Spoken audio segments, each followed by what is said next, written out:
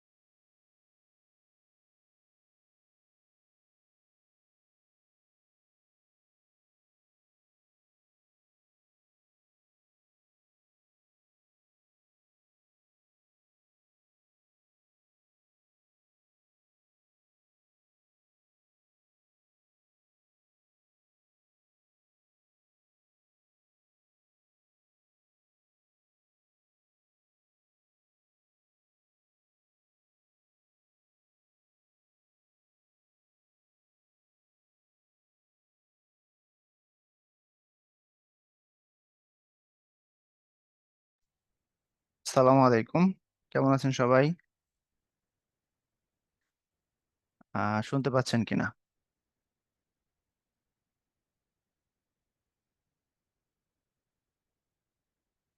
একটু চ্যাট বক্সে জানাবেন সাউন্ডের কি অবস্থা।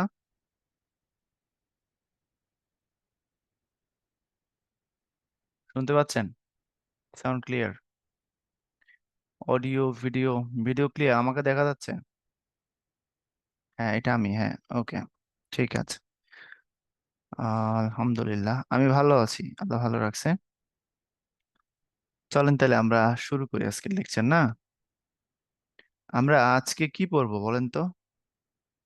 আজকে পড়বো হচ্ছে বাংলা সাহিত্যের 3 নম্বর লেকচার, যেখানে খুব সিম্পল কিছু জিনিস আছে।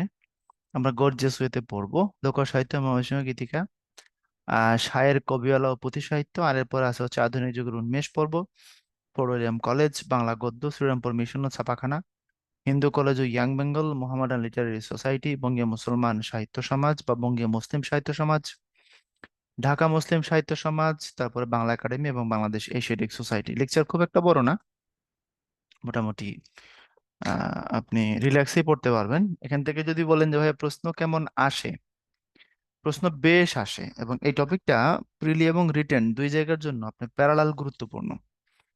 কিছু টপিক থাকে না যে প্রিলিতেই শেষ, কিছু আছে না প্রিলির পরে রিটেনেও পড়া লাগে, কিছু আছে প্রিলি রিটেন ভাইবা সব জায়গায় পড়া লাগে।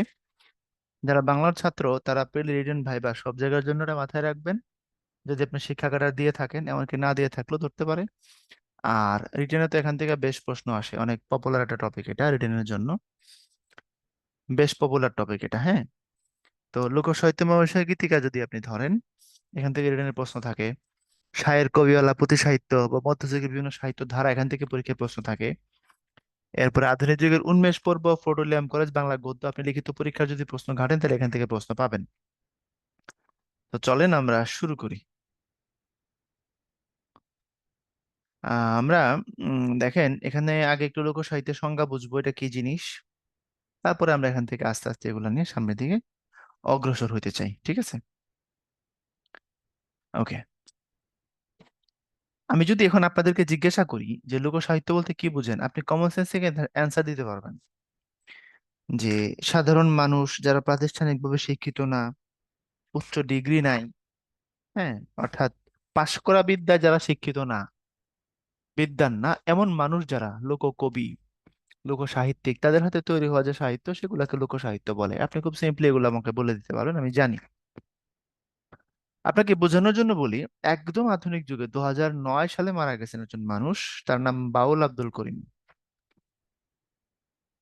বাউল আব্দুল করিম। আব্দুল করিমের গান আপনারা প্রত্যেকে শুনছেন। উনি একজন লোককবি, বা হচ্ছে বলতে পারেন একজন গীতিকার, প্রচুর পরিমাণে গান লিখছেন উনি। ওনার গান এখন পর্যন্ত বিসিএস ও আসছে একবার কি দুইবার। আপনারা তার গান জানেন, আমি এটা মনে করাই দিব, বাকি কিছু আপনাকে বলতে হবে। আগে কি সুন্দর দিন কাটাইতাম, এরপরে আপনারা কি কি জানেন বলেন। ক্লাস কখন স্টার্ট হয়েছে ভাইয়া? মাত্রই, রাকিব বলেন। আর কি কি জানেন তার ব্যাপারে, আর কি কি গান জানেন তার? আপনারা শুনছেন, আমি একটা বলে দিলাম। আগে কি সুন্দর দিন কাটাইতাম, এরপর আর কি কি জানেন?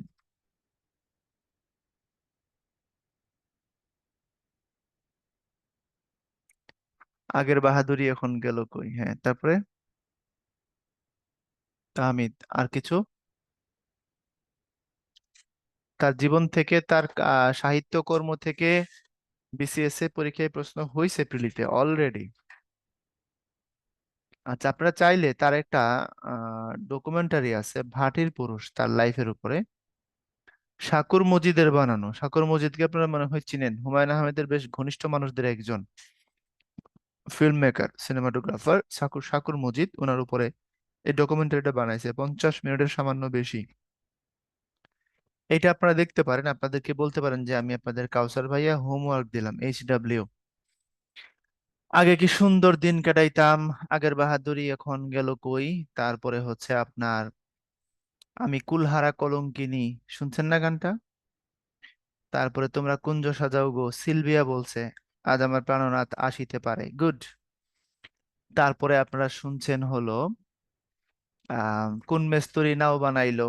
তারপরে শুনছেন হাবিব ওয়াহিদ তার একটা বিখ্যাত গান খুব ফেমাস করে ফেলছে, আপনারা শুনছেন নিশ্চয়ই, মনে করে দেখেন। হ্যাঁ, কেন প্রীতি বাড়াইলা রে বন্ধু ছেড়ে যাইবা যদি, তারপরে বসন্ত বাতাসে সৈগ বসন্ত বাতাসে, তারপরে হচ্ছে ভবসাগরের নায়া, মিছা গৌরব করো রে পরার ধন লয়া, সখী তোরা প্রেম করো না। এই যে গান আপনারা শুনছেন এটা ওনার লেখা এগুলা সব, হ্যাঁ। তো ওনার যোগ্যতা কতটুকু, উনি কেমন পড়ছেন স্কুল কলেজে সেটা তো জানা উচিত না। উনি 7 দিন পড়ছেন স্কুলে। কয়দিন? 7 দিন, এবং সেটা 900 স্কুলে। বড়দের জন্য যে স্কুল থাকে 900 স্কুল, সেই স্কুলে তিনি 7 দিন পড়ছেন ব্রিটিশ পিরিয়ডে। 7 দিন পড়ার পরে তখন তিনি রাখালি করেন অন্যের বাড়িতে। তখন তাকে বলা হয়েছে তুমি যদি আর এখানে পড়ো তাহলে তোমাকে ব্রিটিশরা ধরে তাদের আর্মিতে ভর্তি করে দিবে। তখন ব্রিটিশদের আর্মি তিনি হইতে চান না, এই জন্য তিনি আর ওখানে ভর্তি হন নাই বা পড়েন নাই আর কি, কন্টিনিউ করেন নাই। উনি কিন্তু দীর্ঘ সময় বেঁচে ছিলেন, প্রায় 90 বছরের বেশি। বুঝতে পারছেন? সো এই মানুষটা 2009 সালে মারা গেছেন। 1916 সালে তার জন্ম। 2009-এর 12 সেপ্টেম্বর তিনি মারা যান। 1916-তে জন্ম যদি হয়, 47-এ ব্রিটিশরা গেছে, বুঝছেন তো। ওনার যৌবন বয়স উনি 7 দিন 900 স্কুলে পড়ছেন, তারপরে স্কুলে যান না, এই হলো তার শিক্ষা। এই মানুষটা এত এত সুন্দর সুন্দর বই লিখছে। আফতাব সঙ্গীত, গণসঙ্গীত, কালনির কূলে, কালনির ঢেউ, ধলমেলা, এগুলো তার বইয়ের নাম। ইন্টারের বইতে তার আগে কি সুন্দর দিন কাটাইতাম, এই কবিতাটা ছিল, সিলেবাসে না থাকলেও এখন বইতে আছে এখনো, হ্যাঁ। তো এই হচ্ছে ব্যাপার। এই যে এরা হচ্ছে লোককবি, এরা হচ্ছেন কি কবি? লোককবি। আমি একদম আধুনিক কাল থেকে আপনাদেরকে একজন লোককবির এক্সাম্পল দিছি। আপনি লোককবি বা লোক সাহিত্যের ধারা যদি বলেন মধ্যযুগ থেকে দেখবেন, প্রাচীন যুগের পরবর্তীতে এগুলোর আমরা খনার বচনের কথা যদি বলি, খনা যাকে বলা হয়, যে একজন জ্যোতিষী মহিলা ছিলেন, অনুমান করা হয় এই ভদ্রমহিলা খুব বেশি শিক্ষিত ছিলেন না, বুঝছেন। তো উনার আবহাওয়া সম্পর্কিত চমৎকার চমৎকার কথা, কৃষিকাজ সম্পর্কিত দারুণ দারুণ কথা আছে, এগুলোকে আমরা খনার বচন বলি। এটাও তো এক ধরনের লোক সাহিত্য, কারণ ওই অর্থে কোনো প্রাতিষ্ঠানিক শিক্ষায় শিক্ষিত বা খুব ফেমাস কোনো কবি না তারা। তো লোকসাহিত্য বলতে জনসাধারণের মুখে প্রচলিত গাথা কাহিনী, গান ছড়া, প্রবাদ ইত্যাদিকে বোঝানো হয়, বুঝছেন। তো এগুলো হচ্ছে লোক সাহিত্য। এবং যারা এগুলো তৈরি করে থাকেন তারা হচ্ছেন লোককবি, তারা তাদের জীবনের লম্বা সময়ের অর্জিত অভিজ্ঞতা থেকে কথাগুলো বলেন এবং পরবর্তীতে এগুলো সাহিত্যিক মর্যাদা লাভ করে। তো আমরা লোকসাহিত্যের প্রাচীনতম নিদর্শন ছড়া, আপনারা চাইলে একটা পড়া পড়তে পারেন, আমি বলে দিই, পড়বেন কিনা জানি না। ডক্টর মোহাম্মদ শহীদুল্লাহর একটা লেখা আছে, 9-10-এর বইতে। আপনারা পড়ছেন পল্লী সাহিত্য? কারা কারা পড়ছেন? পড়লে হ্যাঁ বলেন, না পড়লে না বলেন।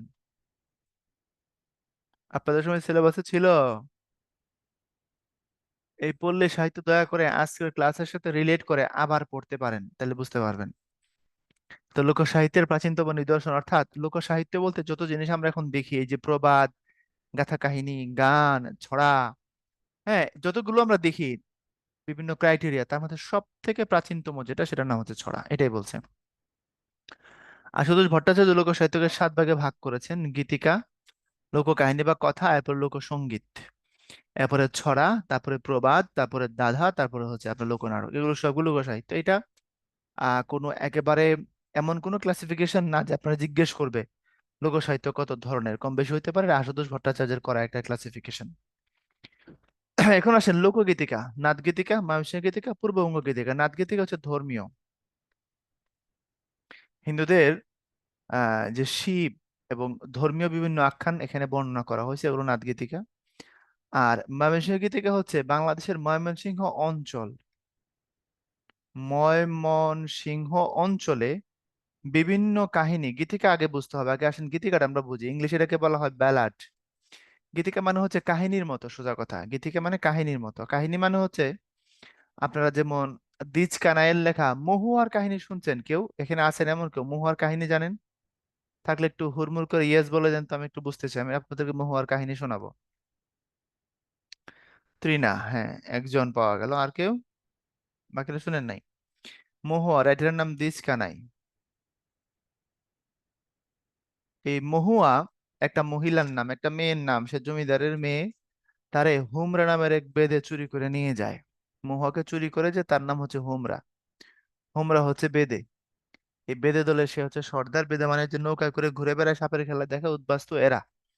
আর মহুয়া হচ্ছে মূলত জমিদারের মেয়ে, তারা চুরি করে নিয়ে যায় হুমরা, নিয়ে তাকে কন্যার মতো করে বড় করে লালন পালন করে। সবাই জানে যে মহুয়া হচ্ছে হোমরার মেয়ে, কিন্তু আসলে জন্মগতভাবে মহুয়া হোমরার মেয়ে না। মহুয়া যখন বড় হয় অতি সুন্দরী হয়। এখন বলেন, সুন্দরী মেয়ে প্রেম হবে কি হবে না? এই কথা বলেন, আওয়াজ দেন। বেশিরভাগ সুন্দরীরা বখাটে ছেলের প্রেমে পড়ে।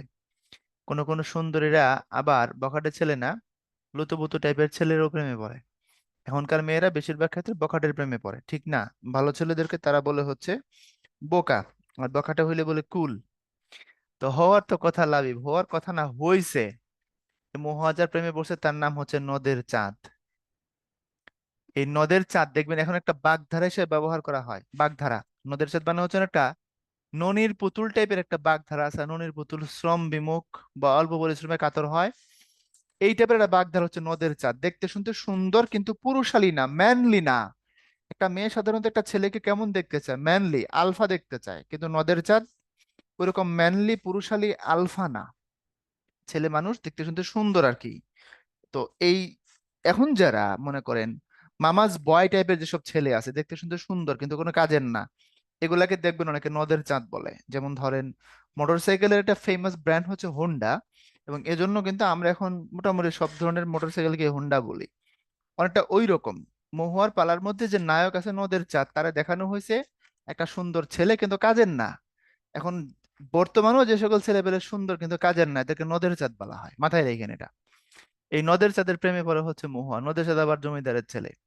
আর প্রেমে পড়লে বাগড়া দিবে কে? দিবে হোমরা। কারণ হোমরা পরবর্তীতে বেদেদলের মধ্যে যে সর্দার হবে, সেই সর্দারের কাছে বিয়ে দিতে চায় মহুয়াকে। কিন্তু নদের চাঁদের প্রেমে পড়ে হচ্ছে মহুয়া। তাদের দুজনের মধ্যে একটা আই লাভ ইউর সম্পর্ক তৈরি হয়। এখন বলেন তাহলে তারা তাদের প্রেম রক্ষা করার জন্য কি করবে? দেখি কে ধরতে পারেন। বলেন, এ মুশফিকা, কিছু কমন পড়েছে নাকি? পালিয়ে যাবে, হ্যাঁ, পুরা লাইনে চলে আসছেন। হ্যাঁ, পালাবে পালাবে পালাবে। তারা পালাইছে। পালায়া নদীতে ঝাঁপ দিবে কেন রে আমিনুল? নদীতে ঝাঁপ দেওয়ার তো দরকার নেই, তারা পালাবে। তারা পালায় দূর দেশে চলে গেছে। এখানে সুন্দর সুন্দর রোমান্টিক কথা আছে, কিছু দুষ্টু কথাও আছে, আমি সঙ্গত কারণেই বলতে পারছি না। তো তারা চলে যায়, চলে গেলে ওই হীরামন পাখির মাধ্যমে তারা জানতে পারে কোনোভাবে যে তাদেরকে তাড়া করতেছে হোমরা। এক জায়গাতে আরেক জায়গায় তারা পালায়। কিন্তু শেষমেশ একটা সময় মহুয়া বুঝতে পারে তারা পালায় আর রক্ষা হবে না, এবং ওই কাহিনীতে আপনি পুরোটা জুড়ে দেখবেন নদের চাঁদ নামেই কেবল পুরুষ, কিন্তু সমস্ত কাজ, সমস্ত স্টেপ নেয়, পালায়, নিজেদের প্রেম রক্ষা করার জন্য যত অ্যাক্টিভ থাকা দরকার সবকিছু করে হচ্ছে মহুয়া। নদের চাঁদ খালি নামের সঙ্গে থাকে। অর্থাৎ বাংলাদেশের সিনেমায় কেউ আবার আমাকে খারাপ বলেন না, বাংলাদেশের সিনেমায় 1998 থেকে 5-6 পর্যন্ত এক ধরনের ছবি হইতো, হুদাই। তো দেখবেন ওইখানে মানে মানে দুইটা তিনটা করে নায়ক থাকতো। হ্যাঁ, দুইটা তিনটা করে নায়ক থাকতো, এবং ওই ওই মধ্যে কিছু নায়ক ছিল কোনো কাজের না, মাঝে মধ্যে সিনেমাতে আইসা একটু নাচ গান করতো। বুঝছেন, আসল হিরো আরেকজন। তো ওদের কোনো নায়কোচিত কোনো রুল নাই, কোনো ভূমিকা নাই। খেয়াল করবেন, নদের চাঁদ ওই রকম নায়কোচিত কোনো রুল নাই, ভূমিকা নাই, একমাত্র নায়ক যদিও সে। মহুয়া সেখানে হচ্ছে নায়িকা, এবং মহুয়া হচ্ছে সব থেকে শক্তিশালী রোল প্লে করে। একটা সময় হোমরা তাদেরকে তাড়া করে এবং ট্রাজেডি হয়। তাদের প্রেম সার্থকতা পায় না। নদের চাঁদ মহুয়ার প্রেম ব্যর্থতায় পর্যবসিত হয়। তো এখন এই কানা, কি বলে, দিস কানের লেখা যে কাহিনী আমরা এতক্ষণ ধরে শুনলাম, এটা দেখেন বেশ সিনেমাটিক না? আপনার সামনে দৃশ্যায়ন করে দিলে আপনি হয়তো আবার দেখবেন। এই টাইপের যত কাহিনী আছে এগুলোকে গীতিকা বলা হয়, যেগুলোকে বলা হয় ব্যালাড। বর্ণা বলছে আব্বু আম্মু ছিল রুমে, ইয়ারফোন লাগাইছে তাড়াতাড়ি। কি বলেন এসব? আমি এমন কি বললাম? ইয়ারফোন লাগাইতেছে, আমি তো কিছুই বলি নাই। এমনকি আমি খুব কম বলি। আমার বন্ধু দুলাল মানে যা বলে আমি তার অর্ধেকও বলি না। আমি তো ভালো ছেলে। আচ্ছা, এখন আসেন, সাহিত্য তো যেসব কথাগুলো প্রাসঙ্গিক সেগুলো আপনার লাগবেই, আপনার শুনতেই হবে এগুলো। বুঝছেন? এখন আসেন পূর্ববঙ্গ গীতিকা। তো ময়মনসিংহ গীতিকা মানে হচ্ছে ময়মনসিংহ, নেত্রকোনা, কিশোরগঞ্জ, সুনামগঞ্জ এই এলাকার অঞ্চলের যেসব গীতিকা আছে এগুলোকে বলা হয় ময়মনসিংহ গীতিকা। আর পূর্ববঙ্গ গীতিকা ধরতে পারেন ময়মনসিংহ অঞ্চল বাদ দিলে ঢাকার পূর্বাঞ্চল, কুমিল্লা, চিটাগং যে এলাকাটা আছে, রেস্ট অফ দা বাংলা, ওই এলাকার যেসব গীতিকা সেগুলোকে বলা হয় পূর্ববঙ্গ গীতিকা। বুঝছেন? এগুলোকে সংগ্রহ করে তারপরে ইতিহাসের অমর করার জন্য, পরবর্তী জেনারেশনকে পাঠানোর জন্য বা দেওয়ার জন্য এই কাজগুলো যারা করেছেন তাদের নামের সাথে চলেন পরিচিত হই। আপনারা সবাই এই নামগুলো আসলে কার নাম বলেন যে ময়মনসিংহ গীতিকা সংগ্রহ করছে কে, আপনারা ধুমধাম বলে দিবেন, আমি জানি। বলেন তো নামগুলো কারা কারা? দীনেশ চন্দ্র সেন, হ্যাঁ। দীনেশ চন্দ্র সেন। আর আর কে? চন্দ্রকুমার দে। আর আর নাম বলতে পারবেন? আশুতোষ, হ্যাঁ স্যার, আশুতোষ মুখার্জি। আশুতোষ মুখার্জি। জসিমউদ্দিন তারেক, চমৎকার! আমি এই নামটার জন্য অপেক্ষা করতেছিলাম যে আপনারা কখন বলবেন।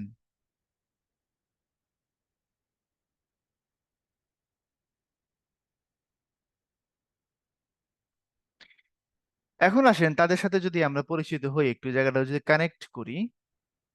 এই আশুতোষ মুখার্জি তখন ব্রিটিশদের সাথে বেশ চলাফেরা, উনি বিশ্ববিদ্যালয়ের চ্যান্সেলর, উনি মূলত বাজেট তৈরি করে দিছেন, বুঝতে পারছেন? আর দীনেশচন্দ্র সেন হচ্ছে এটার, মনে করতে পারেন যে লিডার, এটার মূল ব্যবস্থাপক হচ্ছে দীনেশচন্দ্র সেন। আর ফিল্ড লেভেলে গিয়ে এগুলোকে সংগ্রহের যে কাজ, একদম ফিল্ডে গিয়ে যারা করেছেন তারা হচ্ছে চন্দ্রকুমার দে এবং জসিমউদ্দিন। খুব অল্প টাকায়, নামমাত্র টাকায় তারা এই কাজগুলো করে দিছেন। যদি তারা না করতেন, তাহলে আপনি যখন পড়েন, আপনি যে কানে হেডফোন দিয়ে শুনেন সর্বত মঙ্গল রাধে, কি জানি শুনেন, বিনোদিনী রায়, বৃন্দাবনের বংশীধারী ঠাকুর কানাই, এসব আপনি পাইতেন না। তুমি হো যমুনা রাধে, আমি ডুইবা মরি, এত চমৎকার কথা, এত উচ্চ মার্গীয় ব্যাখ্যা। এখন এই ব্যাখ্যা যদি দেই, তাহলে বাকিরা আবার হেডফোন লাগাইতে হবে, দিলাম না, ছেড়ে দিলাম। তা এখন এই যে সংগ্রহগুলো হয়েছে আশুতোষ মুখার্জির বাজেটে, দীনেশচন্দ্র সেনের ব্যবস্থাপনায়, চন্দ্রকুমার দে এবং জসিমউদ্দিনের প্রত্যক্ষ পরিশ্রমে এই কাজগুলো হয়েছে। তারা মাইলের পর মাইল, দিনের পর দিন ঘুরে ঘুরে এগুলো সংগ্রহ করছেন। ধরেন একজনের কাছে গেলেন, একটা পালাগান বা একটা গীতিকার কিছু একটা উনি শুনলেন, একটা অংশ শোনার পরে উনি বলেন, আমি তো আর জানি না, 4 গ্রাম পরে এক লোক আছে, নাম হলো এই, উনি আমার বিআই হন। বিআই বাকিটা জানে। তো বাকিটা শোনার জন্য বিয়ের কাছে গেছে, বাকিটা বিয়ে বলতে পারে না সবটা, বিয়ে কিছু দূর বলে বলছে আমি জানি না, আমার এক ফুফাতো ভাইয়ের শালা জানে, তার বাড়ি অনেক দূর, সেখানে গিয়ে দেখো ওই শালা মারা গেছে। আবার ফিরে আসছে, আর কেউ কি জানে বিকল্প, হ্যাঁ তাহলে অমুকে জানে। এইভাবে ঘুরে ঘুরে ঘুরে ঘুরে ঘুরে ঘুরে এগুলা কালেকশন করা লাগছে। এবং ওই সময় জসিমউদ্দিনের সাথে একজন বিখ্যাত মানুষের সাক্ষাৎ হয়, ওই মানুষের নাম হচ্ছে রূপাই। ওই রূপাইয়ের কথা আপনারা শুনছেন কিনা বলেন তো? এনিবডি? এই রূপাইয়ের কথা শুনছেন? এই গায়ের এক চাষার ছেলে, লম্বা মাথার চুল, হ্যাঁ এই সেই রূপাই, অর্থাৎ নকশি কাঁথার মাঠ। এই যে নকশি কাঁথার মাঠ আপনারা যে পড়ছেন, জসিমউদ্দিনের সব থেকে বিখ্যাত বই, এই নকশি কাঁথার মাঠ তো একটা কাহিনী কাব্য, এখানে রূপাই আর সাজুর প্রেম দেখানো হয়েছে। এর মধ্যে এই যে রূপাই, এটা একটা বাস্তব এবং জীবন্ত ক্যারেক্টার ছিল। জসিমউদ্দিনের সাথে পরিচয় হয়, বন্ধুত্বপূর্ণ সম্পর্ক হয়। রূপাইয়ের জীবন একটা মেয়ে ছিল, একজনের সাথে তার মানে প্রেম ছিল বলা যায় না পরিষ্কার। রূপাই দাবি করছে যে সে তাকে ভালোবাসতো, কিন্তু তাকে পায় নাই, প্রেমটা সাফল্য দেখে নাই আর কি শেষ পর্যন্ত। এই রূপাই হচ্ছে বাস্তব ক্যারেক্টার, এটুকুই সত্য, আর বাকিটা পুরাটা কল্পনায় নিয়ে জসিমউদ্দিন নকশিকাঁথার মাঠ লিখেছেন। এবং নকশিকাঁথার মাঠের প্রেক্ষাপট কিন্তু ময়মনসিংহ। যদি পরীক্ষা কোনোদিন আসে, ভুল করা চলবে না, আপনারা কিন্তু মনে করতে পারেন নকশিকাঁথার মাঠের প্রেক্ষাপট, তাহলে মনে হয় ফরিদপুর না, এটার প্রেক্ষাপট হচ্ছে ময়মনসিংহ এর। কেন?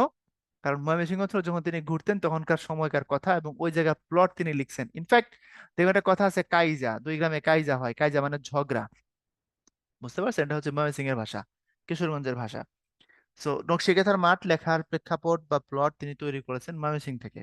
ওই সময়কার কথা এগুলো মাথায় থাকবে। লোকগীতিকে এগুলো সম্পর্কে একটা ধারণা পাইছেন কিনা বলেন?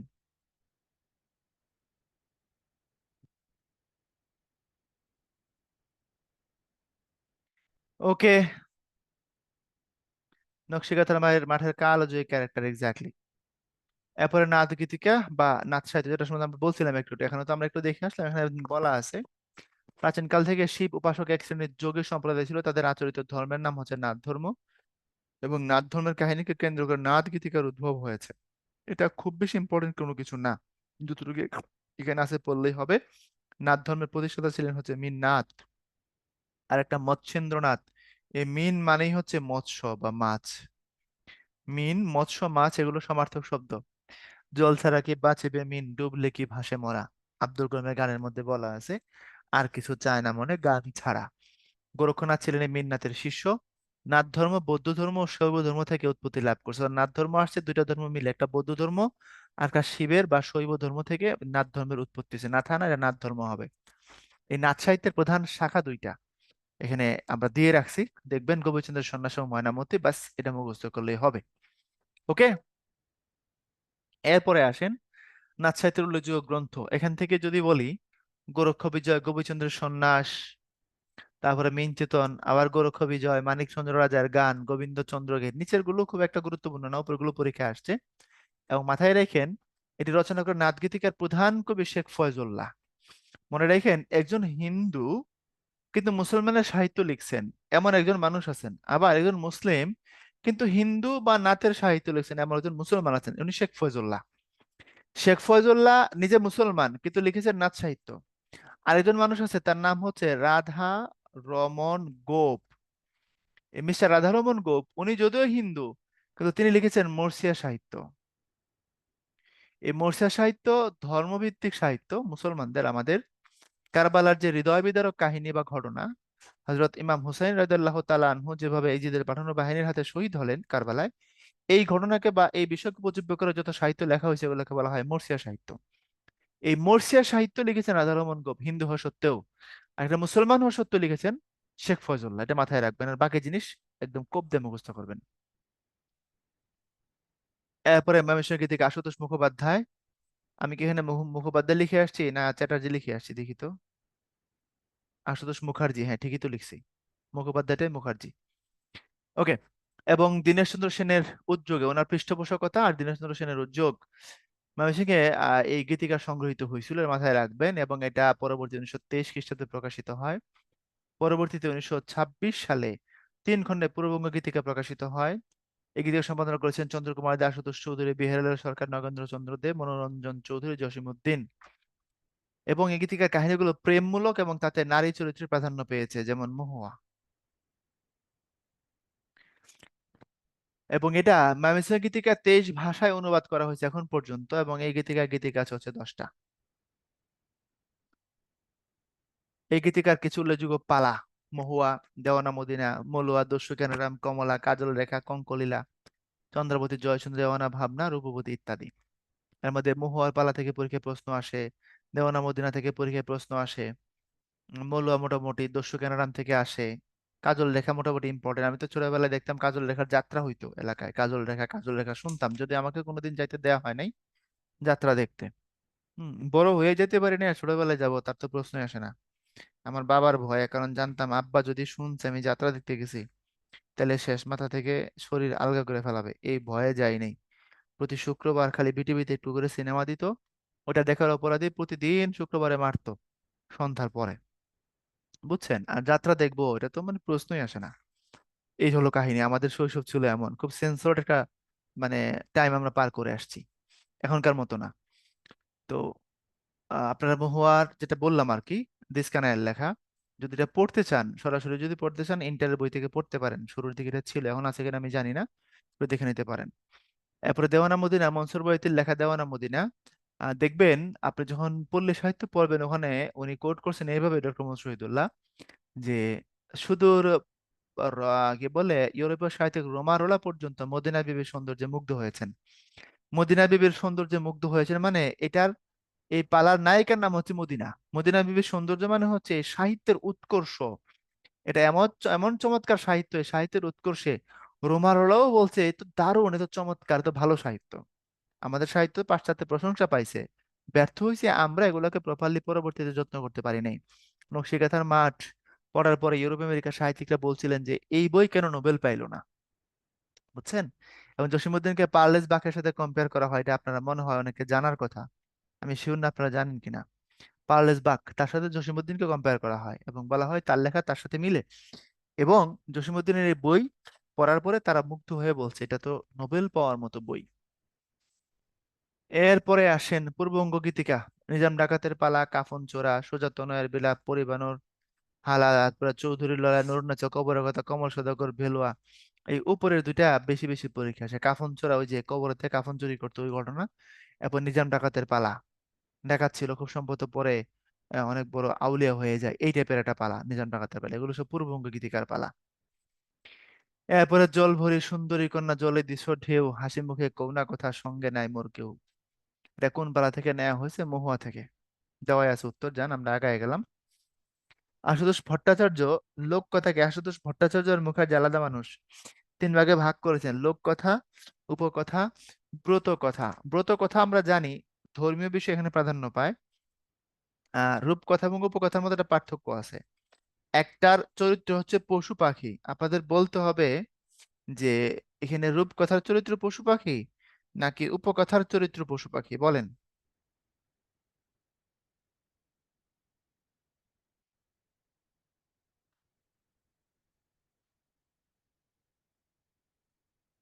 উপকথা। Thank you.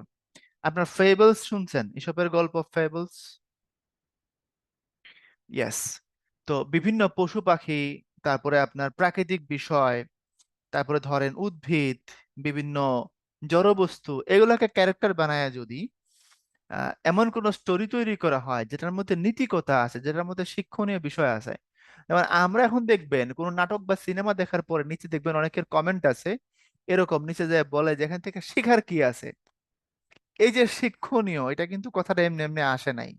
সাহিত্যের ভিতর দিয়ে শেখার বিভিন্ন কথাবার্তা আছে না, এটা ওখান থেকে আসছে। এসবের ফেবলস অবলম্বনে এমনকি ঈশ্বরচন্দ্র বিদ্যাসাগর একটা বিখ্যাত বই পর্যন্ত আছে, নাম কথামালা। আপনারা শুনছেন এই বইটার নাম কথামালা? এটা ফেবলস অবলম্বন লাগে, এসবের গল্প আমরা বলি ওই রকম। তো উপকথা মানে হচ্ছে যেটার চরিত্র হচ্ছে আপনার মানুষ না, সোজা কথা, চরিত্র মানুষ না। আর রূপকথার ক্ষেত্রে চরিত্র মানুষ, তবে কাল্পনিক। পঙ্কিরাজের রূপ রাজকন্যা বন্দি আছে পানির নিচে, সেখানে পাঁচটা বাক্স, তার মধ্যে একটা ঈগল পাখি, সেই পাখির আত্মা যদি বধ করতে পারো রাজকন্যা জেগে উঠবে, তারপর রাজপুত্র ঘোড়া ছুটে যাবে, তারপর সেখান থেকে তারা সেভ করে নিয়ে আসবে, এগুলো রূপকথা। আর ব্রতকথা মেইলি কথাবার্তা। ব্রতকথার মধ্যে ধর্মীয় ভাইব আছে এবং সাধারণত নারীদের কথা হচ্ছে ব্রতকথা। এটা হিন্দু ধর্মের সাথে রিলেটেড, বুঝতে পারছেন? এটার মধ্যে ধর্মীয় কথা আছে, পুণ্য লাভের ব্যাপার আছে, মেয়েদের জীবনের উপদেশের কথাবার্তা আছে। নারীদের জন্য একেবারে মানে উইমেন ওরিয়েন্টেড লেখা, এমন ধরনের যে লেখা সেগুলোকে বলা হয় ব্রতকথা। বুঝছেন? এরপরে এখানে রূপকথা বলেই দিছি, যেগুলো শিশুতোষ, কল্পকাহিনী, যেগুলো একেবারে ফেয়ারি টেলস, এখান থেকে পড়লেই হবে, আর দরকার নাই। উপকথা, পশু পাখির চরিত্র অবলম্বন, এসবের গল্প উপকথার প্রকৃষ্ট উদাহরণ। ব্রতকথা, সমাজ জীবনের চিত্র, মেয়েদের ঘরকন্যার পরিচয় পাওয়া যায়। এরপর লোকগীতি, পশ্চিমবঙ্গের পটুয়া, ভাদু, ঝুমুর, উত্তরবঙ্গের গম্ভীরা, জাগর, ভাওয়াইয়া, পূর্ববঙ্গের জারি, ঘাটু। আপনি জিজ্ঞেস করতে পারেন আর কি কোনটা কোন অঞ্চলের গান, ঝুমুর কোন অঞ্চলের, বা ঝুমুর নৃত্য কিনা, এই টাইপের জিজ্ঞেস করে। গম্ভীরা প্রকৃতপক্ষে এটা শিবের গীত, অ্যাকচুয়ালি হচ্ছে শিবের গীত, কিন্তু কালের পরিবর্তনে এখন এটা শিবের গীত নাই, এখন গম্ভীরা হচ্ছে নানা আর নাতি। দেখবেন নানা নাতি কি করে, মাথার মধ্যে মাথাল দেয়, মাথালকে আমাদের এলাকায় বলা হয় পাতলা। এই মাথাল দিয়ে দেখবেন তারা হাসাহাসি করে, নাচানাচি করে, গান টান গায়, এগুলো এখন গম্ভীরা হয়ে গেছে। এটা চাপাই রাজশাহী এলাকার ট্রেডিশনে গাওয়া হয়, তাই না?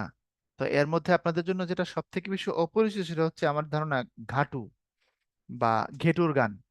আসেন দেখাচ্ছি। পটুয়া সঙ্গীতের বিষয়বস্তু কৃষ্ণলীলা, কৃষ্ণের প্রেম নিয়ে লেখা হয়েছে পটুয়া।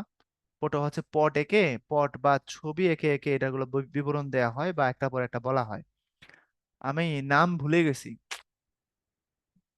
খুব সম্ভবত আমি শিওর না, সম্ভবত এর নাম ফার্স্ট ডেট, নাটকটার নাম ফার্স্ট ডেট। এটা আপনার ফারুকের একটা নাটক। আপনারা কি দেখছেন ফার্স্ট ডেট কেউ? অনেক আগের তো, ধরতে পারতেছি না, ফার্স্ট ডেটই হওয়ার কথা।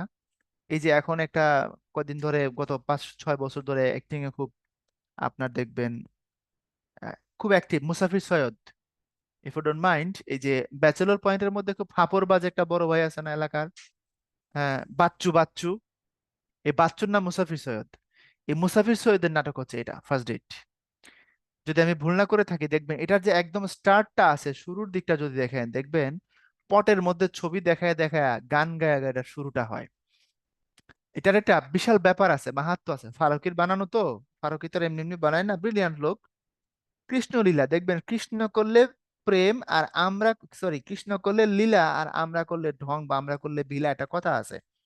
এই যে প্রেম, এই যে এক জায়গা থেকে আরেক জায়গায় চলে যাওয়া, এই যে গার্লফ্রেন্ড খুঁজে বেড়ানো, গার্লফ্রেন্ড চেঞ্জ করা, বয়ফ্রেন্ড চেঞ্জ করা, এর এক ধরনের মানে কৃষ্ণলীলার সাথে কম্পেয়ার করে মেটাফরিক ভাবে এখানে দেখানো হয়েছে। বুঝতে পারছেন? দেখবেন ওখানে সে মানে গার্লফ্রেন্ডের পরে গার্লফ্রেন্ড, সে পাগলের মতো হয়ে যায় ডেট করতে। ওটা নিয়ে হচ্ছে স্টোরিটা একদম শেষে তার একটা বিশাল শিক্ষা হয়। আপনারা যদি চান নাটকটা দেখতে পারেন, 6, 7 বা 8-এর দিকের হয়তো বা নাটকটা, অসাধারণ সুন্দর। তো ওখানে দেখবেন এই পটের মধ্যে ছবি আঁকা আছে, এবং পটের ছবি দেখায় দেখায় বিবরণ দিয়ে দিয়ে এগুলো আগায় নেওয়া হয় কাহিনীটা শুরুর দিকে। তো এই পটুয়া যেটা, এটার বিষয়বস্তু হচ্ছে কৃষ্ণের লীলা বা কৃষ্ণের প্রেম।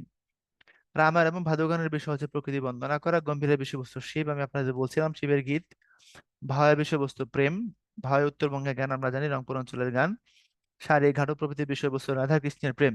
তবে ঘাটুর যে মেসেজটা, যেমন ধরেন গম্ভীরের বিষয়বস্তু ছিল শিব, হয়ে গেছে নানা নাতি। তো এরকম ঘাটুর বিষয়বস্তু আগে রাধা কৃষ্ণের প্রেম ছিল, কিন্তু পরবর্তীতে এটা হয়ে গেছে ভিন্ন কিছুতে। আপনার ঘেটুপুত্র কমলা যদি দেখেন, এটার উত্তর পেয়ে যাবেন। এখানে এমন কেউ আছেন ঘেটুপুত্র কমলা দেখছেন? হুমায়ুন আহমেদের একটা ছবি, 12 সালে বানানো, খুব সম্ভবত মুক্তি পাওয়া ছবি ঘেটুপুত্র কমলা। হবিগঞ্জ, সুনামগঞ্জ, নেত্রকোনা, ওই অঞ্চলের হাওর অঞ্চলে এক ধরনের প্র্যাকটিস ছিল, জমিদার বা সমাজের উচ্চবিত্তের বিলাসী মানুষ যারা ছিল, হ্যাঁ, ওই বিলাসী মানুষদের একটা খুব বাজে প্র্যাকটিস ছিল, সেটা হচ্ছে আপনার পুরুষ জমিদারের সমকামিতা, কম বয়স্ক ছেলেদের সাথে। এবং তারা ওই সময় বর্ষা যখন আসতো, তখন চারদিকে পানি থই থই, কোনো কাজ নাই কাম নাই, ঘোরাফেরার সময় নাই, তখন এইসব বিলাস করার জন্য তারা এসবের আয়োজন করতো। এখন এটা কিভাবে আপনার ডাইভার্ট হয়েছে বলি।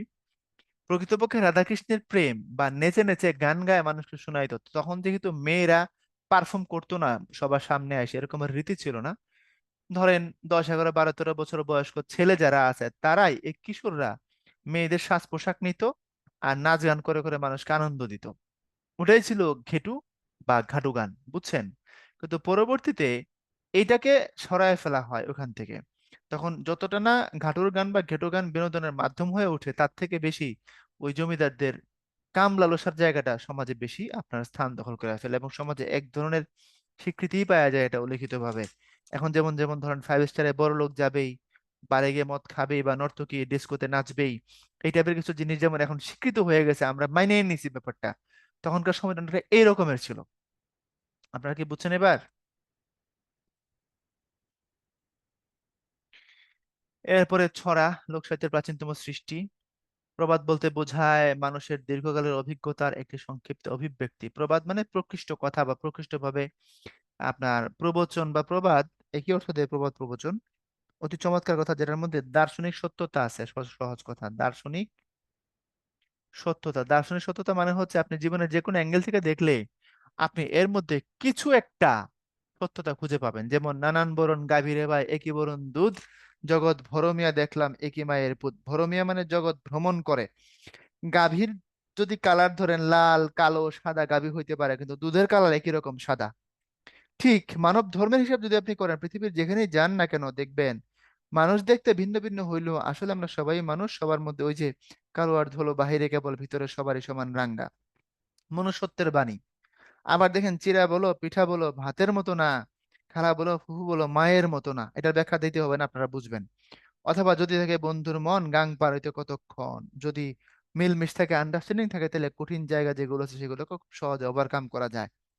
বুঝতে পারছেন? তারপরে হলো যদি হয় সুজন তেঁতুল পাতায় 9 জন, এই টাইপের কথাবার্তা। দেখেন এগুলোর মধ্যে দার্শনিক সত্যতা আছে, ইয়েস অর নো? কারণ আপনি বলতে ভাই বাগধারা কোনটা, বাগধারা মনে রাখবেন 2টা বা 3টা কথা দেওয়া হয়, বোঝানোর জন্য বললাম। 2 কথা বা 3 কথা দেওয়া হয় বাগধারা, এর বেশি যদি হয়, যদি বাক্যের মতো হয়, যদি কোট করা যায়, যদি ছন্দে হয়, তখন বুঝবেন সেটা আর বাগধারা নাই, সেটা প্রবাদ বা প্রবচন হয়ে গেছে। ওকে। এরপরে ডাকের বচন, আপনাদের বলছিলাম ডাকের বচন প্রকৃতপক্ষে জ্যোতিষশাস্ত্র, ক্ষেত্রতত্ত্ব বা গৃহস্থলী সম্পর্কিত ছড়া, যেগুলো ডাকের বচন বলা হয়। চর্যাপদের সাথে আবিষ্কৃত হয়েছিল একটা বই ডাকার্ণব, যার অর্থ হচ্ছে জ্ঞান সাগর। ডাকার্ণব, অর্ণব শব্দের অর্থ সাগর, এই অর্ণব শব্দের অর্থ সাগর। আর ডাক কথাটা তখন জ্ঞান অর্থে ব্যবহার হইতো, কারণ ডাকের বচনে জ্ঞান ছিল এই জন্য। দীনেশচন্দ্র সেনের মধ্যে ডাকের বচন অষ্টম থেকে দ্বাদশ শতাব্দীতে রচিত। চিন্তা করেন, অষ্টম মানে হচ্ছে 750, সরি 701 থেকে কত দ্বাদশ, অর্থাৎ 1199, এই না এই সময়ে লেখা, অর্থাৎ বেশ আগের। শুধু এগুলোকে বৌদ্ধ যুগের কীর্তি বলে অনুমান করেছেন।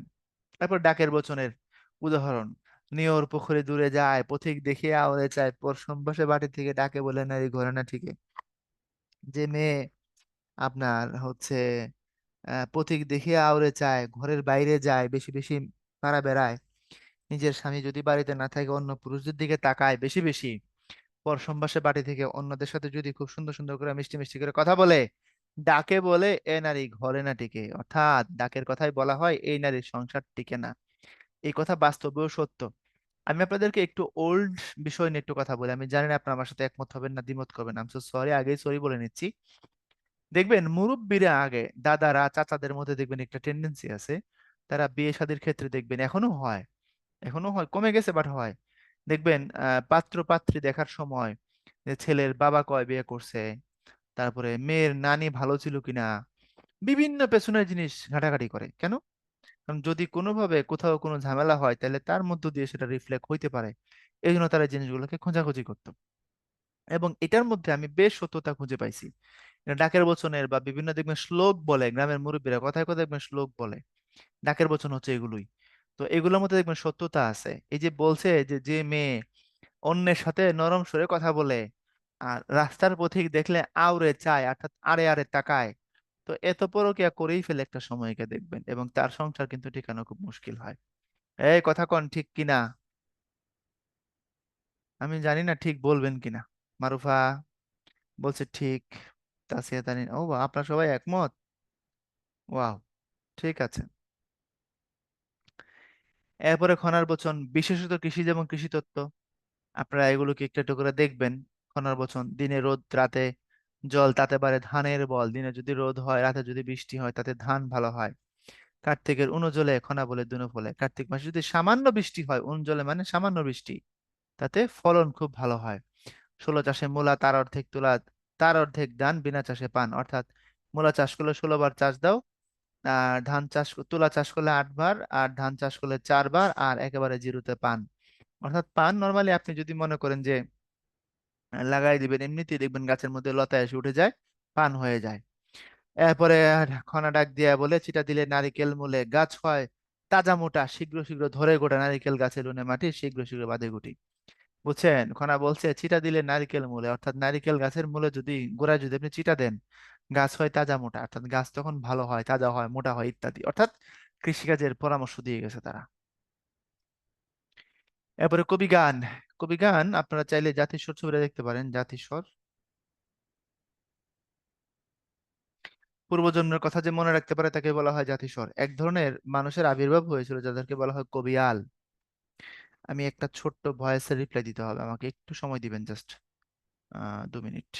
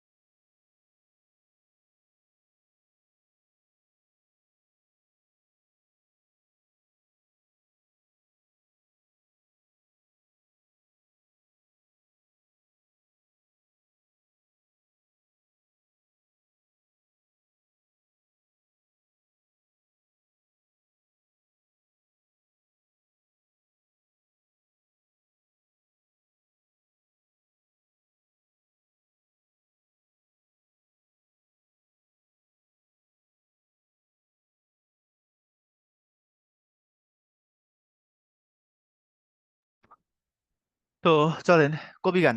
কবিগান হচ্ছে ধরেন এটা একটা পক্ষ, এখানে ধরেন একজন, দুজন, তারপরে ধরেন তিনজন, চারজন, আরেকটা পক্ষ ধরেন এই পাশে,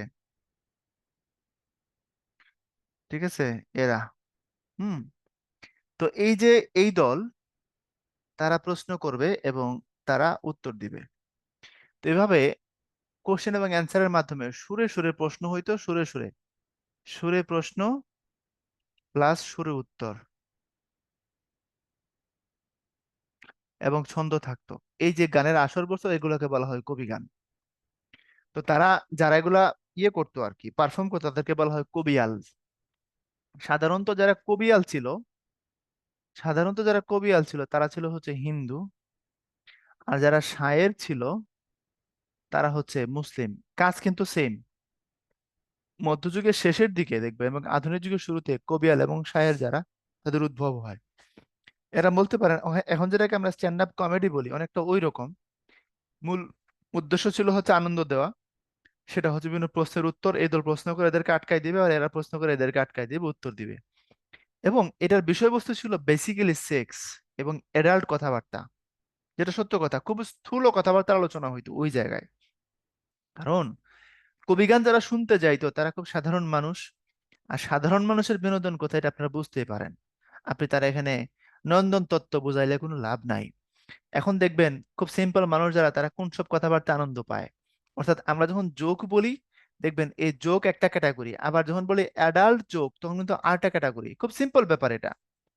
তো বয়স যখন একটা নির্দিষ্ট পর্যায়ে 30, 35, 40-এর উপরে হয়ে যায়, তখন বাচ্চাদের জোক শুনে আর হাসবেন না, তখন তাদের কাছে একটু অ্যাডাল্ট জোক ভালো লাগে, খেয়াল করে দেখেন। তো সাধারণত একটু অ্যাডাল্ট কথাবার্তা দিয়ে এগুলো হয়তো খুব স্থূল, বইতে দেখবেন লিখছে স্থূল কথাবার্তা ছিল এটার বিষয়বস্তু। স্থূল মানে বুঝবেন এটা হচ্ছে অ্যাডাল্ট বা সেক্সুয়াল আলাপ সালাপ ছিল। তাদের মধ্যে যারা হিন্দু, আপনারা জানেন অ্যান্টনি ফিরিঙ্গি ছিলেন খ্রিস্টান, তারপরে ভোলা ময়রা, তারপরে হচ্ছে আপনার রাসু নৃসিংহ, তারপরে কেষ্টা মুচি, হ্যাঁ, তারপরে হচ্ছে রাম বসু, এরা হচ্ছে হিন্দু। আর যারা মুসলমান ছিল তাদেরকে বলা হয়তো শায়ের। কবিগানের যারা মুসলিম রচয়িতা, এই যে সাধারণত নিম্ন বর্ণের হিন্দুরা কবিগানের রচয়িতা ছিল। তাহলে বলেন এরা যদি রচয়িতা হয় তাহলে এরা দর্শক কারা? বুঝছেন তো এবার? যেমন রুচি তেমন সিনেমা আর কি। ওকে। এবং এদের মধ্যে একজন বিখ্যাত কবিয়ালের নাম হচ্ছে আপনার নিতাই বৈরাগী। এই নিতাই বৈরাগীর জীবন নিয়ে একটা সিনেমা হয়েছে, সরি একটা উপন্যাস হয়েছে। উপন্যাসের নাম হচ্ছে কবি। তারাশঙ্কর বন্দ্যোপাধ্যায়ের লেখা। ওই যে যে উপন্যাসের একটা বিখ্যাত ডায়ালগ, জীবন এত ছোট কেনে। সে একদম জীবনের শেষ পর্যায়ে এসে নতুন করে প্রেমে পড়ে, কিন্তু তখন আর সে বাঁচবে না, তার অসুখ হয়ে যায়। তখন সে ওই জীবন, যে জীবনের মধ্যে কালার আসলো দেরিতে, কিন্তু কালারফুল জীবন লং লাস্টিং হবে না, আক্ষেপ করে বলছে জীবন এত ছোট কেনে। ওই ডায়লগটা থেকে পরীক্ষা দেখবেন প্রশ্ন আসে। ওকে ভাইয়া। এরপরে আসেন এই যে নিতাই বৈরাগী, কবিগানের উল্লেখযোগ্য কবি যারা অ্যান্টনি ফিরিঙ্গি, কেষ্টামচি, রাম বসু, ভবানী বেনে, ভোলা ময়রা, নিধু বাবু, কোজলা গুই, হরু ঠাকুর, রাসু সিংহ, অ্যান্টনি ফিরিঙ্গি।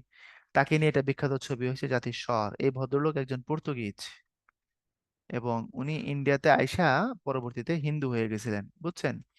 নাম অ্যান্টনি ফিরিঙ্গি রয়ে গেছে। এবং তাকে নিয়ে সিনেমা আছে জাতির স্বর। আর বাদ বাকিগুলো নিজেরা পড়লেই পারবেন, আমি এমন কিছু দেখছি না যেটা ব্যাখ্যা দিতে হবে। নিধু বাবু, যিনি ওই যে টপ্পা গানের জনক, যে বাবু, সেই টপ্পা গানের জনক নিধু বাবু, উনি নিজে আবার কবি আলো ছিলেন। নানান দেশে নানান ভাষা বিনে স্বদেশী ভাষা মিটে গিয়ে আসা, এই সেই নিধু বাবু। এই যে রামনিধি গুপ্ত টপ্পা গান, নিধু বাবু বাংলা টপ্পা গানের জনক। আধুনিক গীতি কবিতার উৎস বলা মনে করা হয় এটাকে। এবং টপ্পা কবি কালী মির্জা সিদ্ধর কথাগুলো পারবেন, দরকার নেই। এরপরে হচ্ছে ফকির গরিবুল্লাহ, সৈয়দ হামজা মোহাম্মদ দানেশ, আব্দুল হাকিম, আব্দুল গফুর। পুঁথি সাহিত্য, আমরা পুঁথি সাহিত্য পড়ার পরে একটা ছোট্ট ব্রেকে যাব, এই যে এইখানে আইসা। হুম। ওকে। পুঁথি সাহিত্য হচ্ছে, দেখেন এখানে একটু ইয়া দেখেন, আপনি টপিক গুলার দিকে দেখেন। জোলেখা, খেয়াল করেন। আমির হামজা, জঙ্গনামা, সোনাভান, সত্যবীরের পুঁথি। আবার দেখেন এখানে আবার আমির হামজা, মধুমালতী, হাতেম তাই, জয়গুণের পুঁথি। এরপরে দেখেন এই গোলবে সানোয়ার, চাহার দরবেশ, গাজী কালু চম্পাবতী। তাহলে পুঁথি সাহিত্যের বিষয়বস্তু আপনি কি বুঝলেন? কাহিনী। এই কাহিনীর সোর্স বিভিন্ন ধর্মীয় ব্যাকগ্রাউন্ডেরও হইতে পারে, বিভিন্ন চলমান কোনো কাহিনী দিয়েও হইতে পারে। নিম্নমানের কথা সাহিত্য, কথা সাহিত্য না, কাব্যিক কাহিনীর যে বিন্যাস, অনেকটা গাথা বা কথিকার মতো, গীতিকার মতো, এগুলোকে বলা হয় পুঁথি। পুঁথি সাহিত্যের প্রথম ও সার্থক ও জনপ্রিয় কবি ফকির গরিবুল্লাহ। তার কাব্যগুলো হলো ইউসুফ জুলেখা, আমির হামজা, জঙ্গনামা, সোনাভান, সত্যবীরের পুঁথি। ইউসুফ জুলেখার কাহিনী বিষয়বস্তু কই থেকে আসছে? ইউসুফ জুলেখা আছে বাইবেলের মধ্যে, প্লাস আমাদের পবিত্র কোরআনের মধ্যে ইউসুফ জুলেখার কাহিনী বর্ণিত হয়েছে, ঠিক না? এটা নিয়ে ইউসুফ ও জুলাইখা এই নামে লেখায় একটা কবিতাই আছে আরবি ফার্সিতে। ওই ইউসুফ ও জুলাইখা আবার বাংলাতে অনুবাদও হয়েছে, ইউসুফ জুলেখা নাম দিয়ে অনুবাদও হয়েছে। আবার সেটা দিয়ে পুঁথিও আছে ইউসুফ জুলেখা। বুঝতে পারছেন? তো পুঁথি সাহিত্য থেকে যদি প্রশ্ন আসে, এটা অনেকবার আসছে যে পুঁথি সাহিত্যের জনপ্রিয় কবিকে ফকির গরিবুল্লাহ। এবং এই ফকির গরিবুল্লাহর লেখা যে বইগুলোর নামগুলো দেখেন, এর মধ্যে ধর্মীয় ভাইব আছে, এটাই বলছিলাম আপনাকে। ওকে। এরপরে আসেন অ্যান্টনি ফিরিঙ্গির প্রকৃত নাম হেইন্সম্যান অ্যান্টনি, অ্যান্টনি হেইন্সম্যান, ওর প্রকৃত নাম অ্যান্টনি হেইন্সম্যান অ্যান্টনি, নাম যত জানি ওনার নাম হচ্ছে অ্যান্টনি হেইন্সম্যান। যাক, আগে পিছিয়ে সেটা কোনো ফ্যাক্টর না, তার নাম মূলত অ্যান্টনি ফিরিঙ্গি নামে আমরা চিনি। অ্যান্টনি হেইন্সম্যান বা হেইন্সম্যান অ্যান্টনি, কোনো অসুবিধা নাই। তিনি জাতিতে একজন পর্তুগিজ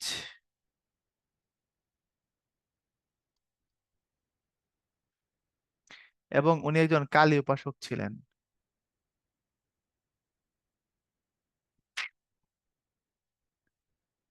এরপরে যেসব বঙ্গতে জন্মে হিংসে বঙ্গবাণী নুরনামা থেকে নেওয়া। দৌলতজুল বাহারাম খানের ওনার কার পৃষ্ঠপোষকতা লাভ করেছেন জমিদার নিজাম শাহ, আমি এগুলো আর দিচ্ছি না যেহেতু দেওয়াই আছে। আমরা সামনের দিকে যাই।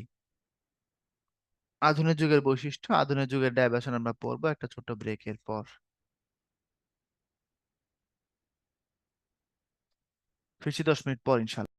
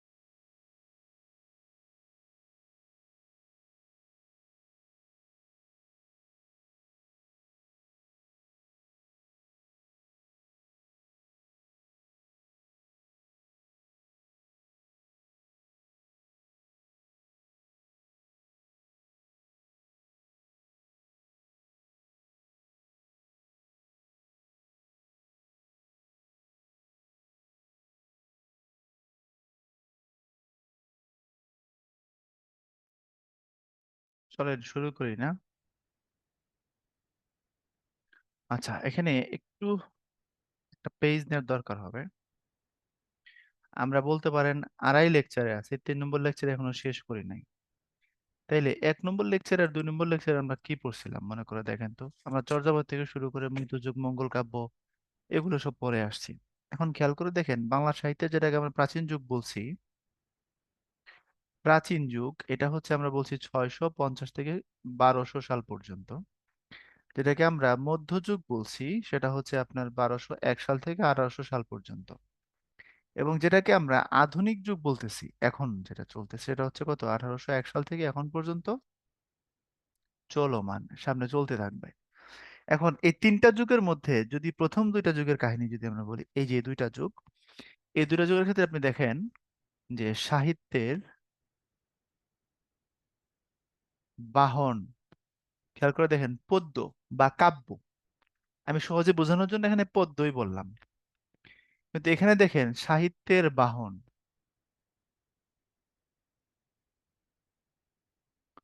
সাহিত্যের বাহন প্রধানত গদ্য, প্রধানত গদ্য, তার পাশাপাশি পদ্য বা কবিতা আছে।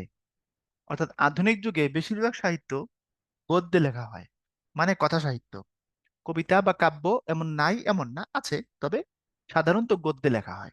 এটা হচ্ছে কথা। এখন প্রাচীন যুগের মধ্যযুগের দিকে যদি আপনি চোখ বড় বড় করে তাকান, তাহলে সেখানে আপনি কি দেখেন বলেন তো? ওখানে সাহিত্যের বাহন বেসিক্যালি হচ্ছে পদ্য। এখন আসেন বিষয়বস্তুর দিকে যদি দিই, প্লাস সাহিত্যের বিষয়বস্তু। আমি প্রাচীন যুগ আর মধ্যযুগের কথা বলছি, জানেন, একটা বক্স করে দিলাম, বক্সর ভিতরে ভালো করে দেখেন, হ্যাঁ। সাহিত্যের বিষয়, প্রাচীন যুগের সাহিত্যের বিষয়, মধ্যযুগের সাহিত্যের বিষয় বলতে গেলে ধর্ম, প্রায় 95% ক্ষেত্রেই হচ্ছে ধর্ম। আর 5% ক্ষেত্রে এটার যে বিষয়বস্তু হচ্ছে মানুষ। আর আধুনিক যুগে যদি আপনি দেখেন,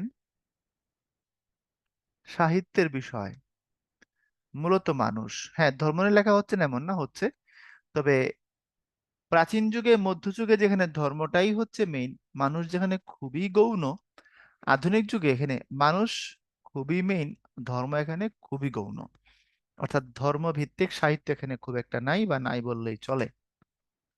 এখন আসেন প্রাচীন যুগে, আমি একটু আপনাদেরকে একটা মুখোমুখি বলে দিই, তাহলে আপনার বুঝতে বেশি সুবিধা হবে। আমি লিখবো একটু পরে, এখন একটু দেখেন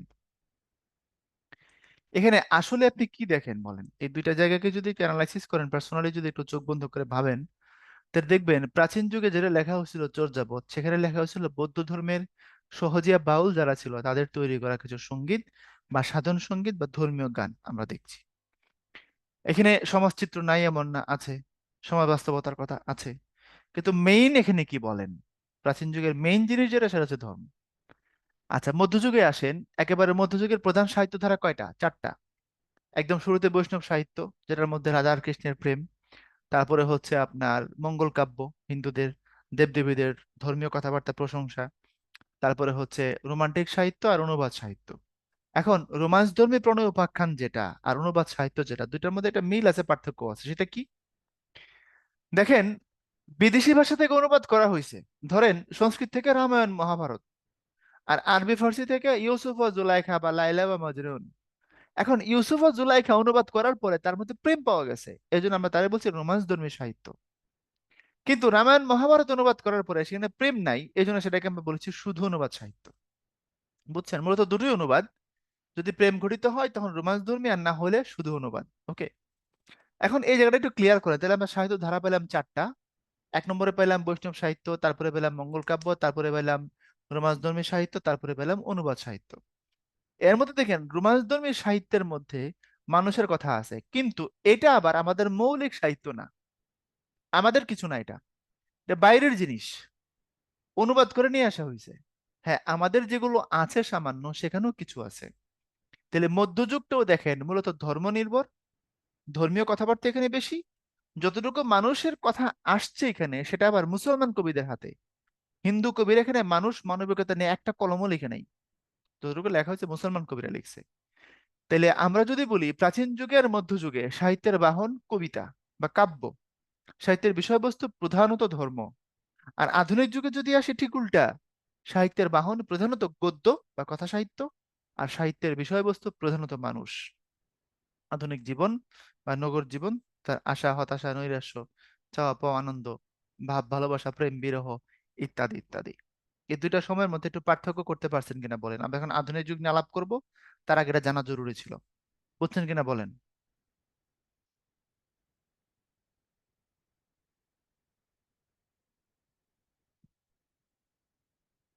আওয়াজ দেন।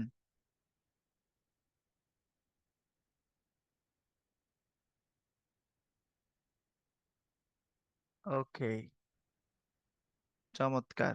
আবু বকর বলছেন যে কি লিখছেন, হ্যাঁ এনলাইটেনমেন্টের প্রভাব, হ্যাঁ আধুনিক হওয়ার প্রভাব। বাংলাদেশে দেখছেন এখন আধুনিক হওয়ার কি একটা তাড়না চলছে। এদেরকে দুইরা একেবারে মানে প্রচলিত আইনে বিচারের মুখোমুখি করা উচিত। এখন আসেন আধুনিক যুগের বৈশিষ্ট্য যদি বলি, গদ্য সাহিত্যের সৃষ্টি ডেফিনেটলি আমরা পড়েছি এতক্ষণ ধরে। অলৌকিকতা পরিহার করে জীবনমুখী সাহিত্য রচনা, অর্থাৎ প্রাচীন যুগে মধ্যযুগে অলৌকিক নানান কথাবার্তা আছে। আপনি একটা বই পড়তে পারেন, ছোটখাটো বই, মোটামুটি এক বসে পড়তে পারবেন। বাঙালি মুসলমানের মন, তাহলে দেখবেন যে আমরা যে বিভিন্ন দেবত্ব আরোপ করছি বড় বড় ক্যারেক্টারের উপরে, তার প্রমাণ পাবেন। হিন্দুদের সাহিত্য তো বটেই। ইউরোপীয় ভাবধারার প্রত্যক্ষ প্রভাব, আধুনিক যুগে যদি আসেন ইউরোপীয় ভাবধারা আছে, এবং আমাদের বড় বড় কবি যারা আছে তাদের অনেক লেখা আছে একদম কপি, ডিরেক্ট কপি, হয় কোনো থটের কপি অথবা স্ট্রাকচারের কপি, নয়তো বা আপনার ডিরেক্ট মেরে দিছে বাংলায়। জীবনানন্দের এত বিখ্যাত কবিতা আপনি পড়তেছেন, এটার মধ্যে টু হেলেনের প্রভাব আছে। এডগার অ্যালান পোর লেখা একটা বিখ্যাত কবিতা টু হেলেন, তার প্রভাব আছে, তাই না? দান্তের ডিভাইন কমেডির প্রভাব যুক্ত আপনার একটা বিখ্যাত কাব্য আছে হেমচন্দ্র বন্দ্যোপাধ্যায়ের লেখা। আমি নামটা এই মুহূর্তে ভুলে গেছি, মনে পড়লে সাথে সাথে বলে দিব নে। তো এই হচ্ছে কাহিনী আর কি। তো এই ইউরোপীয় ভাবধারার প্রত্যক্ষ প্রভাব আছে আমাদের এখানে, এমনকি রবীন্দ্রনাথের লেখাকেও অনেক সমালোচক বলছেন যে ইউরোপীয় বহু সাহিত্যের ভাবধারা পুষ্ট। বুঝতে পারছেন? হ্যাঁ, আহমদ ছফার লেখা এই বইটা, বাঙালি মুসলমানের মন। এরপরে মানবতাবোধ, স্বদেশপ্রেম, রোমান্টিকতা, ব্যক্তি স্বাতন্ত্র্যবাদ প্রভৃতি দৃষ্টিকোণ হতে সাহিত্য রচনার প্রবৃত্তি এবং ধর্মের প্রভাব হ্রাস পাওয়া। মানে আমি বলছি না যে আগের সাহিত্যগুলো সবগুলোই এত চমৎকার ধর্মীয় সাহিত্য যেগুলো দিয়ে জান্নাত পাওয়া যায়, আমি এ কথা দাবি করছি না। এর মধ্যে অতিরঞ্জন আছে, বাড়াবাড়ি আছে, না বোঝার কথা আছে, বোঝার কথাও আছে। কিন্তু আধুনিক যুগে আধুনিকতার নামে যেসব শুরু হয়েছে, এগুলো প্রকৃতপক্ষে সবগুলো ধ্বংসাত্মক মতবাদ। ব্যক্তি স্বাতন্ত্র্য বা ব্যক্তি স্বাধীনতা এর শব্দটাই হচ্ছে এটা ক্রাইম। এই শব্দটারই দোষ আছে। আপনারা চাইলে আমাদের উদ্ভাসন মেশের উত্তরণের যে ফাউন্ডার সোহাগ ভাই একটা লেকচার আছে, ছোট্ট লেকচার, শুনতে পারেন চাইলে। আপনার ব্যক্তি স্বাধীনতা বনাম আল্লাহর আনুগত্য। শুনছেন কেউ এখানে? এমন কেউ আছেন যে শুনছেন? থাকলে একটু আওয়াজ দেবেন। ব্যক্তি স্বাধীনতা বনাম আল্লাহর আনুগত্য, শুনেন না আপনারা না? আচ্ছা, ইউটিউবে পাবেন, একটু দেখতে পারেন চাইলে। আমি আপনাদেরকে জাস্ট একটু ক্লু ধরাই দিব। ব্যক্তি স্বাধীনতা বনাম আল্লাহর আনুগত্য, দুইটা কেন একটা আরেকটার বিপরীতমুখী। দেখেন, আমরা সাধারণত ব্যক্তি চরিত্রটা কেমন, আপনার আমার পার্সোনাল ক্যারেক্টারটা কেমন আপনারা শুনছেন অনেকে, চমৎকার। আমার আপনাদের পার্সোনাল ক্যারেক্টার বা আমাদের ধরন কেমন, আমরা পাপমুখী, আমরা গুনাহ করতে চাই, আমরা দুই নম্বরই বেশি পছন্দ করি, সুযোগ পাইলেই আমরা দুই নম্বরই করতে চাই, তাই না? ফ্রান্সিস বেকন সেই তখন বলে গেছে, opportunity makes a man thief. Opportunity makes a man thief, সুযোগ মানুষকে খারাপ বানায় ফেলে। আপনি সুযোগ পান না তাই আপনি ভালো আছেন, সুযোগ পাইলে আপনি খারাপ হইতে বাধ্য বা হয়ে যাবেন হয়তোবা। কারণ একটা মানুষ কত ভালো সেটা টেস্ট করার দুইটা প্যারামিটার আছে। এক, তাকে প্রচুর টাকা দাও আর তাকে অনেক ক্ষমতা দিয়ে দাও, এবার দেখো সে যদি ভালো থাকে সে আসলেই ভালো। আর যদি এরপরে সে ভালো না থাকে তাহলে বুঝবেন সে আসলে ভালো না। এখন ব্যক্তি স্বাধীনতা, অর্থাৎ ব্যক্তি স্বাধীনতা মানে আমি কি চাই। আমি চাই ভোগ বিলাস, আমি চাই বারে গিয়ে বহু মেয়ের সাথে ফুর্তি করব, আমি চাই মদ খায় পুরে থাকবো, আমি চাই পাতায়া যায় বসে থাকবো। অর্থাৎ দেখেন, টাকা আসলেই মানুষ অপরাধ প্রবণ হবে, সুযোগ পাইলেই মানুষ অপরাধ প্রবণ হবে। তো ব্যক্তি স্বাধীনতার মূল কথাই হচ্ছে এটা, ব্যক্তিকে স্বাধীন করে দেওয়া, এবং তারপরে সে হচ্ছে নিজের পাপে নিমজ্জিত করে ফেলবে, সে তার প্রভু থেকে দূরে চলে যাবে। কিন্তু ঠিক উল্টা হচ্ছে আল্লাহর আনুগত্য। মানে আপনি যখন আপনার রবের আনুগত্য করবেন, আপনার ব্যক্তি স্বাধীনতা বলতে কিছু থাকবে না। আমরা ইসলামের যে সংজ্ঞা আমরা দাঁড় করাইছি, শান্তি, এখন প্রায়োগিক জায়গায় যদি আপনি যান, একদম ডিরেক্ট আল্লাহর ইচ্ছার কাছে নিজের ইচ্ছার সমর্পণ করে দেওয়া, অর্থাৎ আত্মসমর্পণ, আর কিছু না। ইসলাম প্রকৃতপক্ষে আত্মসমর্পণ। আপনি এর বাইরে ইসলামের কোনো ব্যাখ্যাই দাঁড় করাইতে পারবেন না, কিচ্ছু পারবেন না, ক্ষমতাই নাই। এটা আমার কথা না, এটা আল্লাহর দেওয়া বিধান। কারণ আপনি তখন তাকদিরে বিশ্বাস করবেন, হ্যাঁ, আপনি তাকদির চেঞ্জ করবেন, দোয়া করে করবেন, তাহলে আপনি নিজে করতে পারতেছেন না। আপনার জীবন মৃত্যু হায়াত মউত সমস্ত কিছু আল্লাহর হাতে, আল্লাহর কুদরতি হাত দ্বারা সেগুলো সম্পাদিত হচ্ছে। তাইলে আল্লাহর ইচ্ছার কাছে নিজের ইচ্ছাকে সমর্পণ করা, অর্থাৎ আপনি আপনাকে সমর্পণ করে দিচ্ছেন। ইসলাম মানেই হচ্ছে রবের ইচ্ছার কাছে নিজেকে সমর্পণ করা, আত্মসমর্পণ করা, বাস, এক কথা শেষ। তাহলে ব্যক্তি স্বাধীনতা ঠিক উল্টা হচ্ছে আল্লাহর আনুগত্য। বুঝছেন? এই যে ব্যক্তি স্বাতন্ত্র্যবাদ বা ব্যক্তি স্বাধীনতা, এর থেকে বড় ধরনের টোপ পৃথিবীতে দ্বিতীয় আর কোনো কিছু নাই। এগুলো থেকে দূরে থাকবেন। ব্যক্তি স্বাধীনতা বলতে কোনো কথাই নাই। বুঝতে পারছেন কথা? আপনি একটা সমাজ, একটা নর্মস, একটা রিলিজিয়ন, একটা কালচার, একটা দেশ, একটা আইন, কিছু সিস্টেম, এগুলোকে ফলো করেন, এগুলো মেনে আপনি স্বাধীন, এগুলো না মেনে না। যাক গে, আপনাদের মনে হয় একটু থিওরিটিক্যাল জ্ঞান দিয়ে ফেললাম, দুঃখিত। এরপরে আসেন আমরা যেখানে ছিলাম।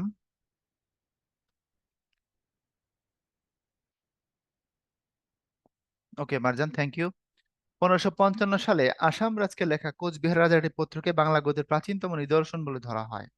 এটা আসামবন্তি পত্রিকায় পরবর্তীতে বের হয়েছিল। অর্থাৎ বাংলা গদ্য সাহিত্য তো আমরা বলছি যে 1800 সালের পর থেকে শুরু হয়েছে, বলছি না? এটা তো রাউন্ড ফিগারের কথা। কিন্তু বহু আগে থেকে গদ্য লেখার প্রয়াস হয়েছে, সাকসেসফুলি সেটা রান না করলেও পরবর্তীতে হয়েছে।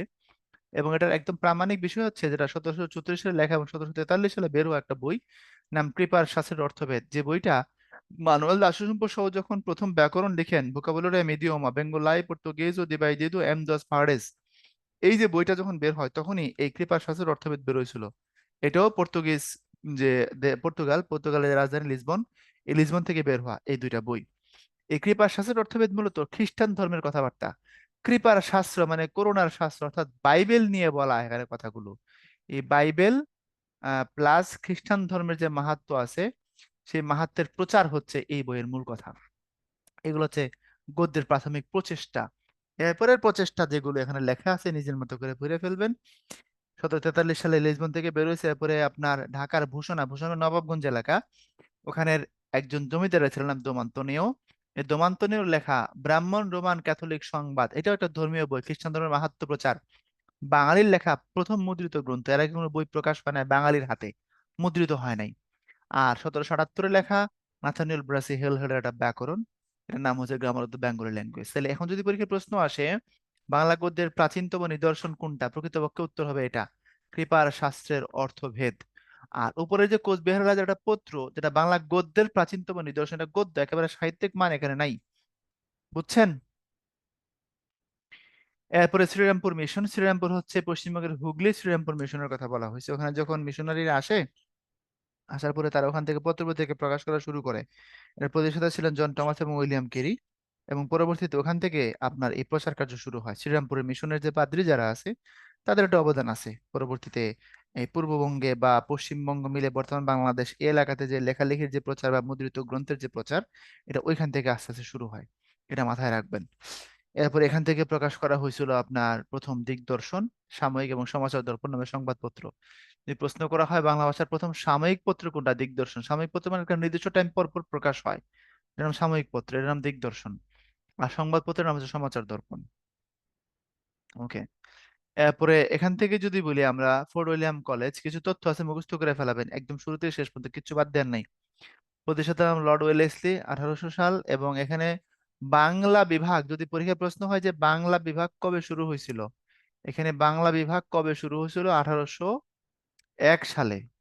এবং পরবর্তীতে 1854 সালে এটা বন্ধ করে দেওয়া হয়। কেন? কারণ ফোর্ট উইলিয়াম কলেজের যে উদ্দেশ্য ছিল এখানকার যে ইংরেজ আছে তাদেরকে বাংলা শেখানো, এটা তারা বলছে যে হয়ে গেছে, অসুবিধা নেই, আর লাগবে না, বলে তারা বন্ধ করে দিয়েছিল। এই যে ইস্ট ইন্ডিয়া কোম্পানির স্বল্প শিক্ষিত এবং নবাগত কর্মচারীদের বাংলা শিক্ষা দান করা, তারা পরে দেখলো যার দরকার নাই, তারপর তারা অফ করে রাখছে এটা। আর বিভাগের প্রধান ছিলেন হচ্ছে উইলিয়াম কেরি। মোট শিক্ষক ছিলেন 8 জন। এই 8 জন পণ্ডিতের বিভিন্ন বই আছে, আমরা বইগুলোর সাথে পরিচিত হব। বুঝতে পারছেন? ওকে। এরপরে আসেন, এই যে এটা একটু মুখস্থ করতে পারবেন, এটা এটা ভেরি ভেরি ইম্পর্টেন্ট। এবং মনে রাখবেন, যত আপনি ছক দেখবেন, ছক দেখলে মনে রাখবেন কাউসার ভাই বলছে ছক মানে হচ্ছে মুখস্থ করা। কারণ মনে রাখেন গুরুত্বপূর্ণ তথ্য সবসময় কোনো না কোনো স্ট্রাকচারে, কোনো না কোনো ফ্রেমওয়ার্কে উপস্থাপন করা হয়। গুরুত্বপূর্ণ তথ্য যদি হয় সেটা সেটা ন্যারেটিভ আকারে দেওয়া হয় না। সো এটা দেখবেন উইলিয়াম কেরির বই কথোপকথন ইতিহাসমালা, রামরাম বসুর লেখা রাজা প্রতাপাদিত্যের চরিত্র লিপিমালা, গোলকনাথ শর্মার হিতোপদেশ থেকে শুরু করে হরপ্রসাদের পুরুষ পরীক্ষা পর্যন্ত এগুলো মুখস্থ করবেন। দেখেন দুইটা মালা আছে এখানে, একটা লিপিমালা একটা ইতিহাস মালা, এরকম আরো মালা আছে। একটা মালা কালেকশন আছে, আমি আপনাদের লিখে দিচ্ছি, তো দেখেন। 1 নম্বর আমরা বলবো হচ্ছে ইতিহাস মালা, ইতিহাস মালা, রাইটারের নাম হচ্ছে মিস্টার কেরি। 2 কথামালা, বিদ্যাসাগর। 3 লিপিমালা, এটা হচ্ছে আপনার রামরাম বসু। কেরি সাহেবের মুন্সি বলা হতো তাকে, উনি উইলিয়াম কেরিকে বাংলা শিখেছিলেন। আরেকটা আছে তাপস মালা, এটা হচ্ছে ভাই গিরিশচন্দ্র সেন। ভাই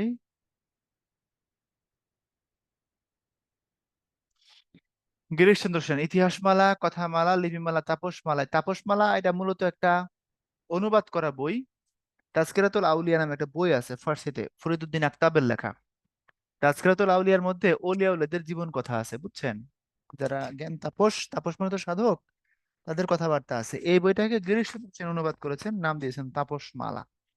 এই মালাগুলো মনে রাখেন আর এই ছকটা মুখস্থ করে ফেলাবেন, কোনো অজুহাত দিয়েন না, এতে পরীক্ষায় প্রশ্ন আসলে আটকায় যাবেন। এরপরে হিন্দু কলেজ ও ইয়াং বেঙ্গল, এটা আমরা সবটা এক জায়গায় পড়ে ফেলি, আলাদা আলাদা করে আর না লিখে আমি এটা নিয়ে বলি। এক ভদ্রলোক, তার নাম হচ্ছে হেনরি লুই ভিভিয়ান ডিরোজিও, সংক্ষেপে আপনি বলবেন ডিরোজিও। এই যেখানে দেখবেন একটু করে কথা এখানে আছে, যে দেয়নি জায়গায়। এই হেনরি লুই ভিভিয়ান ডিরোজিও, যার সংক্ষিপ্ত নাম আমরা বলবো হচ্ছে ডিরোজিও। এই ডিরোজিওর 17 বছর বয়সে 1827 সালে এই ভদ্রলোক হিন্দু কলেজের টিচার হন। টিচার হইলে, যারা ভালো টিচার তারা দেখবেন স্কুলে বা কলেজে বেশ পপুলার হয়ে থাকেন। আপনার স্কুল বা কলেজ বা ইউনিভার্সিটি, আপনার ডিপার্টমেন্টে দেখবেন কিছু টিচার সবার খুব মানে পছন্দের দেখবেন। তো ডিরোজিও সবার পছন্দের হন, পছন্দের হওয়ার কারণে সব মানুষ, অনেক অনুসারী তার জোটে, এবং অনুসারীরা ছিল হচ্ছে হিন্দু। ভালো করে বুঝবেন। তো ডিরোজিও যে সময়ের টিচার, ওই সময় হিন্দুদের ধর্মে বিভিন্ন কুসংস্কার খুব শক্তিশালী ভাবে ছিল। ডিরোজিও এসে প্রথমে সাহস করে বললেন যে এগুলোকে প্রতিহত করতে হবে, এবং পাশাপাশি তিনি এটাও বললেন যে আস্তিকতা হোক আর নাস্তিকতা হোক, তুমি যেটাকে চর্চা করো না কেন, মেনে করো। আন্দাজি না, না বুঝে না, মুখস্থ না। তুমি যদি আস্তিক হও, বুঝে আস্তিক হও, যদি নাস্তিক হও তাও বুঝে নাস্তিক হও, আন্দাজি না। এবং তার এসব সংস্কার এবং চিন্তার সাথে পরিচিত হওয়ার পরে যারা তাকে পছন্দ করা শুরু করলো, তাদেরকে বলা হলো ইয়াং বেঙ্গল।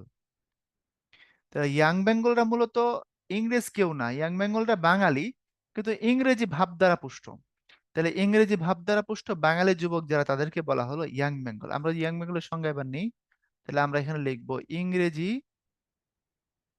ভাব দ্বারা পুষ্ট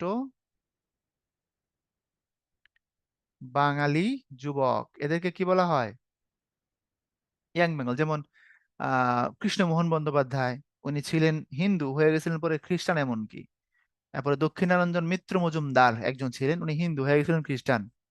আর বাকিরা অনেকে খ্রিস্টান হন নাই, হিন্দু ছিলেন, তবে অনেক আধুনিক ছিলেন। এখন পরবর্তীতে যেটা হয়েছে আপনাদের একটু রিলেট করে রাখি, ইয়াং বেঙ্গলদের একটা অংশ, পুরোটা না, একটা অংশ অতি আধুনিক হয়ে তারা এবার গরু খাওয়া শুরু করছে। তারা বাইজি বাড়ি যাইতো, গিয়ে বাইজি নাচাইতো, তারা মদ খাইতো। তারা বিভিন্ন কিছু করতো, ইংরেজরা যত কাম করতো তারা সব সব করতো, করে করে বলতো যে ইংরেজরা আধুনিক, আমরাও আধুনিক। ইংরেজরা গরু খায়, আমরা গরু খাবো। ইংরেজরা মদ খায়, আমরা মদ খাবো। ওরা বাইজি বাড়ি যায়, লিভ টুগেদার করে, বেশ্যা পাড়াগমন করে, আমরা তাই তাই করবো, কারণ তারাও আধুনিক, আমরাও আধুনিক। তখন পরবর্তীতে তাদেরকে আবার ব্যঙ্গ করে মাইকেল লিখেছিলেন, একেই কি বলে সভ্যতা, যে তোমরা যে আধুনিকতার নামে, সভ্যতার নামে যা চালাচ্ছ, এটা কি আসলে সভ্যতা? এটা একটা প্রহসন। প্রহসন কি? প্রহসন আঙ্গিক বিচারের নাটক, কিন্তু মেসেজ হলো এখানে হাস্যরস দেওয়া হয় প্রহসনের মধ্যে, প্লাস সামাজিক বার্তা দেওয়া হয়, এটা মাথায় রাখবেন, বুঝছেন? তাহলে এই পুরো আলোচনা থেকে পাইলাম ডিরোজিওর শিষ্যরা প্রকৃতপক্ষে ইয়াং বেঙ্গল। এখন ডিরোজিও নাস্তিকতা ছড়াচ্ছেন বা ধর্মহীনতা ছড়াচ্ছেন এই কথা বলে তাকে ওই কলেজ থেকে বের করে দেওয়া হয় 21 বছর বয়স, এবং পরবর্তীতে ওই বছরে ডিরোজিও মারা যান। মারা গেলেই তার যারা অনুসারী ছিল, এই অনুসারীরা হচ্ছে বিপথে গমন করে। এই ইয়াং ম্যানগুলোর এই আলোচনাটাই হচ্ছে এখানে উঠায় দেওয়া আছে। এই যে ইয়াং বেঙ্গলের সদস্য ছিলেন যারা, তারা প্যারীচাঁদ মিত্র, দক্ষিণারঞ্জন মুখোপাধ্যায়, কালীপ্রসাদ ঘোষ, হরশ্চন্দ্র ঘোষ ইত্যাদি। আরো যারা আছে, এই যে রসিক কৃষ্ণ মল্লিক জ্ঞানান্বেষণ পত্রিকার সম্পাদক ছিলেন, উনি নিজেও একজন ইয়াং বেঙ্গল। এনকোয়ারের সম্পাদক ছিলেন কৃষ্ণমোহন বন্দ্যোপাধ্যায়, যিনি নাম কিন্তু হিন্দু, কিন্তু উনি কিন্তু ছিলেন হচ্ছে খ্রিস্টান। এই যে প্রহসনের কথা আছে, এবং তাদের পত্রিকা জ্ঞানান্বেষণ, এর ইংরেজি হয়তো এনকোয়ারার নাম দিয়ে। এরপরে আসেন মহামেডান লিটারেরি সোসাইটি, সামাজিক সংগঠন। এটার আবার প্রেক্ষাপট আছে। আপনি দেখবেন ইংরেজরা যখন এখানে আধুনিক শিক্ষা ব্যবস্থার একটা প্রচলন ঘটায়, তখন হিন্দুরা এটার সুবিধাভোগী হয় বেশি। হিন্দুরা প্রচুর পরিমাণে ইংরেজদের সাথে গিয়ে মিশে যায়, তাদের সুযোগ সুবিধাগুলো গ্রহণ করে, তাদের স্কুলে যায়, কলেজে যায়, ইংরেজি শিখে বিশেষত। আর মুসলমানদের মধ্যে হুজুররা ফতোয়া দেওয়া শুরু করে যে ইংরেজি যদি শিখো বা ওদের স্কুলে যদি দাও, তাহলে তোমার ধর্ম নাশ হয়ে যাবে। এবং ধর্ম নাশ হওয়ার কথা শুনে মুসলমানরা এখান থেকে পিছিয়ে থাকলো। পরবর্তীতে একটা সময় বোঝা গেল যে ইংরেজরা কিছু সুবিধা ছড়াইছে আর হিন্দুরা সেটা রিসিভ করছে, যার কারণে ইংরেজদের সাথে ওরা লিয়াজু করছে, আর মুসলমানরা এখানে বঞ্চিত হয়েছে এবং মুসলমানরা এটা নিষ্পেষণের শিকার। তখন অনেক দেরিতে এই আপনার নওয়াব আব্দুল লতিফ, স্যার সৈয়দ আমির আলী, তারপর সৈয়দ আহমদ, এই তাদের প্রচেষ্টায় পরবর্তীতে মুসলমানদের মধ্যে শিক্ষা দীক্ষার একটা বিস্তার তৈরি হয়। এই ওটারই একটা সংগঠন হচ্ছে মোহামেডান লিটারেরি সোসাইটি, নবাব আব্দুল লতিফের প্রতিষ্ঠা, এটা 1853 সালে। বুঝছেন উদ্দেশ্য কি? এখানে দেখেন পরিষ্কার করে লেখাই আছে, যেটা ভাই এতক্ষণ ধরে বললাম। এরপরে আসেন বঙ্গীয় মুসলিম সাহিত্য সমাজ, 1911 সাল। তার সাথে আরেকটা জিনিস আমি এখানে রিলেট করে দিব, পরের পেজে গেলে পাবেন সামনে। এটা হচ্ছে আপনার ঢাকা মুসলিম সাহিত্য সমাজ। একটু মন দিয়ে শুনবেন এই জায়গাটা, নইলে পরে কিন্তু গিফট লেগে যাবে। দেখেন, এটা প্রতিষ্ঠা করছেন ডক্টর মোহাম্মদ শহীদুল্লাহ, মুজাম্মেল হক, কাজী ইমদাদুল হক, মাওলানা আকরাম খা, মৌলভী আব্দুল করিম, কবির মুজফর আহমদ সহ আরো অনেকে। আর এটা যেটা মুসলিম সাহিত্য সমাজ, এটা কিন্তু 1926। এবং এটার পিছনে কারা কারা আছেন? এটার পিছনে আছেন হচ্ছে কাজী মোতাহার হোসেন, আরেকজন আছেন একই নাম কাছাকাছি, মোতাহের হোসেন চৌধুরী। এটার পিছনে যাদের আমার নাম আর কি, এরপরে আবুল হোসেন, আরেকজন আছেন আবুল হাসান, এরপরে কাজী আব্দুল উদুদ।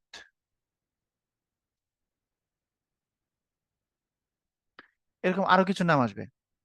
এখন একটু ভালো করে দেখেন, এখন এই যে ঢাকা মুসলিম সাহিত্য সমাজ আর বঙ্গীয় মুসলিম সাহিত্য সমাজ, তার মধ্যে পার্থক্য কি, মিল কি? দেখেন, এটা প্রতিষ্ঠা করেছেন শহীদুল্লাহ, মুজাম্মেল হক থেকে শুরু করে কমরেড মুজাফর আহমদ, এরা প্রত্যেকে মুসলমান। আমরা দেখেছি যবে থেকে বাংলা সাহিত্যের চর্চা হয়েছে, চর্যাপদের পরবর্তী সময়ে বেসিক্যালি হিন্দুদের দ্বারা এবং কলকাতা কেন্দ্রিক। মুসলমান কিছু সাহিত্যিক পাওয়া যায়, কিন্তু আধুনিক কালে সেই জায়গায় হিন্দুদের ডমিনেটিং একটা দাপট ছিল। মুসলমানদের স্বাতন্ত্র্য তৈরি করার জন্য প্রতিষ্ঠা করা হয় আপনার এই যে বঙ্গীয় মুসলিম সাহিত্য সমাজ, যেটা এটা মুসলমান সাহিত্যিকদের নিয়ে একটা সমিতি বা একটা বলতে পারেন সংগঠন। পরবর্তীতে বলা হয় যে বাংলা ভাষা ও সাহিত্যের চর্চা হচ্ছে কলকাতা কেন্দ্রিক। আপনি দেখেন নজরুলের জন্ম বর্ধমানে, চর্চা কলকাতায়। রবীন্দ্রনাথের জন্ম কলকাতায়, চর্চা কলকাতা কেন্দ্রিক। জীবনানন্দ বরিশালের লোক, চর্চা কলকাতা কেন্দ্রিক। মাইকেল যশোরের মানুষ, চর্চা কলকাতা কেন্দ্রিক। জসিমউদ্দিন ফরিদপুরের মানুষ, চর্চা কলকাতা কেন্দ্রিক। খেয়াল করে দেখেন। তো তারা বলো যে না, কলকাতা ভার্সেস ঢাকা। ঢাকা কেন নয়? ঢাকা তখন যথেষ্ট বড় শহর, গুরুত্বপূর্ণ শহর, গুরুত্বপূর্ণ এরিয়া, এখানকার রাজধানী প্রদেশ হয়েছিল। পরবর্তী সময়ে ব্রিটিশ পিরিয়ডে বঙ্গভঙ্গের পরবর্তীতেও খুব গুরুত্বপূর্ণ শহর ছিল। তাহলে মুসলিম কি বলে বাংলা সাহিত্যের চর্চা কেন কলকাতা কেন্দ্রিক হবে? Why not Dhaka? তখন বাংলা ভাষা ও সাহিত্যের চর্চাকে ঢাকা কেন্দ্রিক করার জন্য এই ঢাকা মুসলিম সাহিত্য সমাজ প্রতিষ্ঠা করা হয় 1926 সালে। কথা বুঝতে পারছেন? এবং এদের একটা পত্রিকাও প্রকাশ হইতো 1927 সালে, আপনার নাম শুনেছেন, শিখা নামে। ওই যে জ্ঞান যেখানে সীমাবদ্ধ, বুদ্ধি সেখানে আড়ষ্ট, মুক্তি সেখানে অসম্ভব। এই পত্রিকার সাথে এই মানুষগুলোর নামও এখানে জড়িত আছে। আপনি মনে রাখবেন, কাজী মোতাহার হোসেন, কাজী কা আ আছে, মোতাহার এখানেও আ আছে। অর্থাৎ কাজী। কাজী, যিনি কাজী তিনি হচ্ছেন মুতাহার, আর যিনি মুতাহের উনি হচ্ছেন চৌধুরী, দুজন আলাদা মানুষ। আমি কি আপনাদের বুঝাইতে পারছি না পারি না, একটু আমাকে এখানে রেসপন্স করবেন।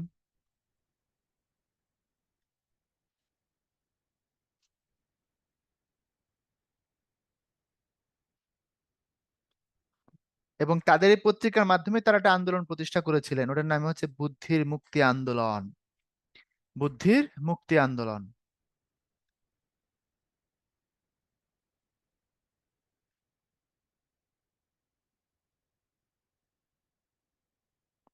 ওকে, তাহলে মানুষগুলোর নাম একটু মাথায় রাখবেন। কাজী মোতার হোসেন চৌধুরী, আবুল হোসেন, আবুল হাসান, কাজী আব্দুল ওদুদ। হ্যাঁ, এই মানুষগুলোর নাম একটু মাথায় রাখবেন, হ্যাঁ। ওকে। হোয়াট ইজ পঞ্চপাণ্ডব, এটা কি ইয়াং বেঙ্গল রিলেটেড প্রশ্ন করেছেন আরাফাত। ভালো প্রশ্ন করেছেন না, এটা ইয়াং বেঙ্গল রিলেটেড না। পঞ্চপাণ্ডব 30-এর দশকের কথা। 30-এর দশক মানে হচ্ছে ধরেন 1930 সালের পরে আর কি। যদি এটা কাহিনী শুরু হয়েছে আর আগে থেকেই, বাট 30-এর দশক বলা হয়। পঞ্চপাণ্ডব হচ্ছে অবুঝ বিশুদের কথা। হুম, অবুঝ বিশু মানে অতে অমিয় চক্রবর্তী, বুতে বুদ্ধদেব বসু, যতে জীবনানন্দ, বিতে হচ্ছে আপনার বিষ্ণুদেব, সুতে হচ্ছে সুধীন্দ্রনাথ দত্ত। নাম মনে রাখতে পারবেন না, লিখে দিব।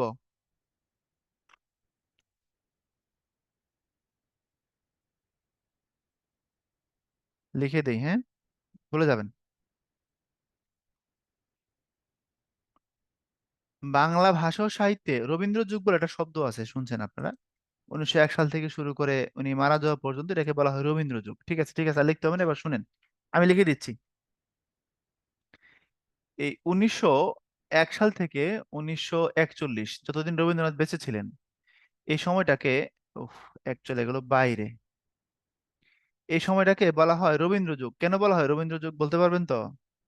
কারণ রবীন্দ্রনাথের তখন দুর্দণ্ড প্রতাপ, এবং এতটাই প্রতাপ, এই রবীন্দ্র যুগে দেখা যাইতো অন্যরা যারা লিখতো তাদের মধ্যে রবি ঠাকুরের প্রভাব চলে আসতো।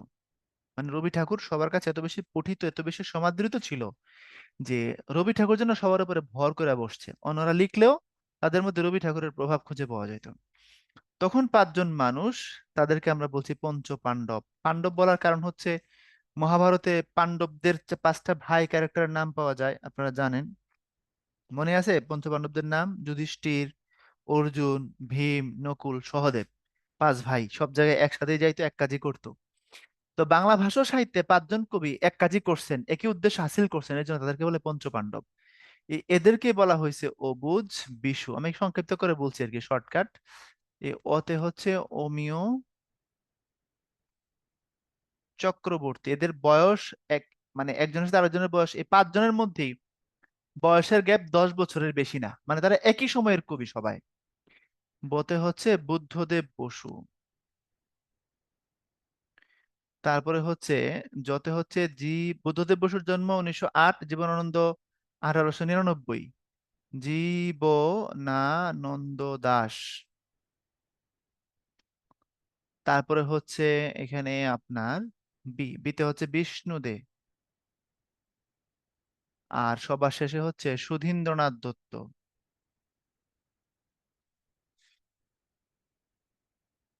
এই 5 জন মানুষকে বলা হয় পঞ্চপাণ্ডব। তারা কি করছিল?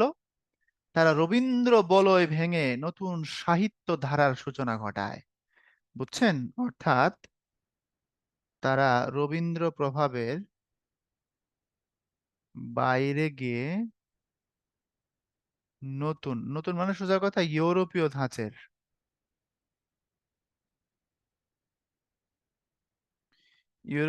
ধাঁচের সাহিত্য প্রতিষ্ঠা করেন। সহজ কথা এবার বুঝে নেন, হ্যাঁ। এবার বুঝছেন পঞ্চপাণ্ডব? এটা রিটেনে আসে, প্রিলিতেও পাবেন, তবে এটা মূলত লিখিত পরীক্ষায় আসা প্রশ্ন। পঞ্চপাণ্ডব কি, কারা, কেন, ইত্যাদি ইত্যাদি। তারা সব 30-এর দশকের কবি, তারা সব কল্লোল গোষ্ঠীর কবি। দীনেশ রঞ্জন দাশের সম্পাদিত একটা পত্রিকা ছিল কল্লোল, 1923 সাল থেকে এটা প্রকাশিত হইতো। তারা কল্লোলের প্রচুর পরিমাণে লিখতেন। তারা, তাদের এই বুদ্ধিবৃত্তিক মুভমেন্ট কল্লোলকে ঘিরেই শুরু হয়েছিল, পরবর্তীতে রান করে, ফাংশন করে। ওকে, পঞ্চপাণ্ডব নিয়ে এনি কোয়েশ্চেন? বুঝছেন এবার?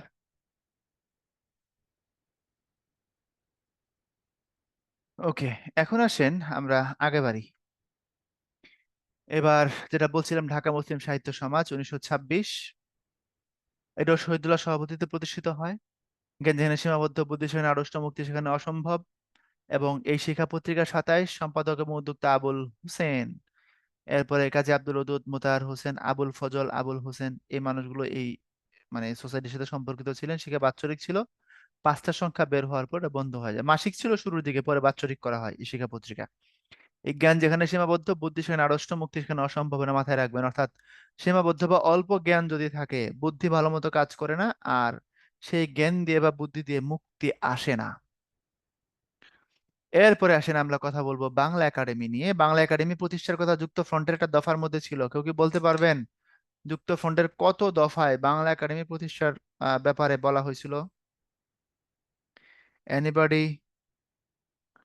যুক্ত ফ্রন্টের দফা কয়টা ছিল? 21টা ছিল না? 21টা দফার মধ্যে বাংলা ভাষা ও সাহিত্য চর্চা নিয়ে তারা কাজ করবে, এ মর্মের প্রতিষ্ঠান তৈরি করবে। এটা যুক্ত ফ্রন্টের কত নম্বর দফায় বলা হয়েছিল বলেন?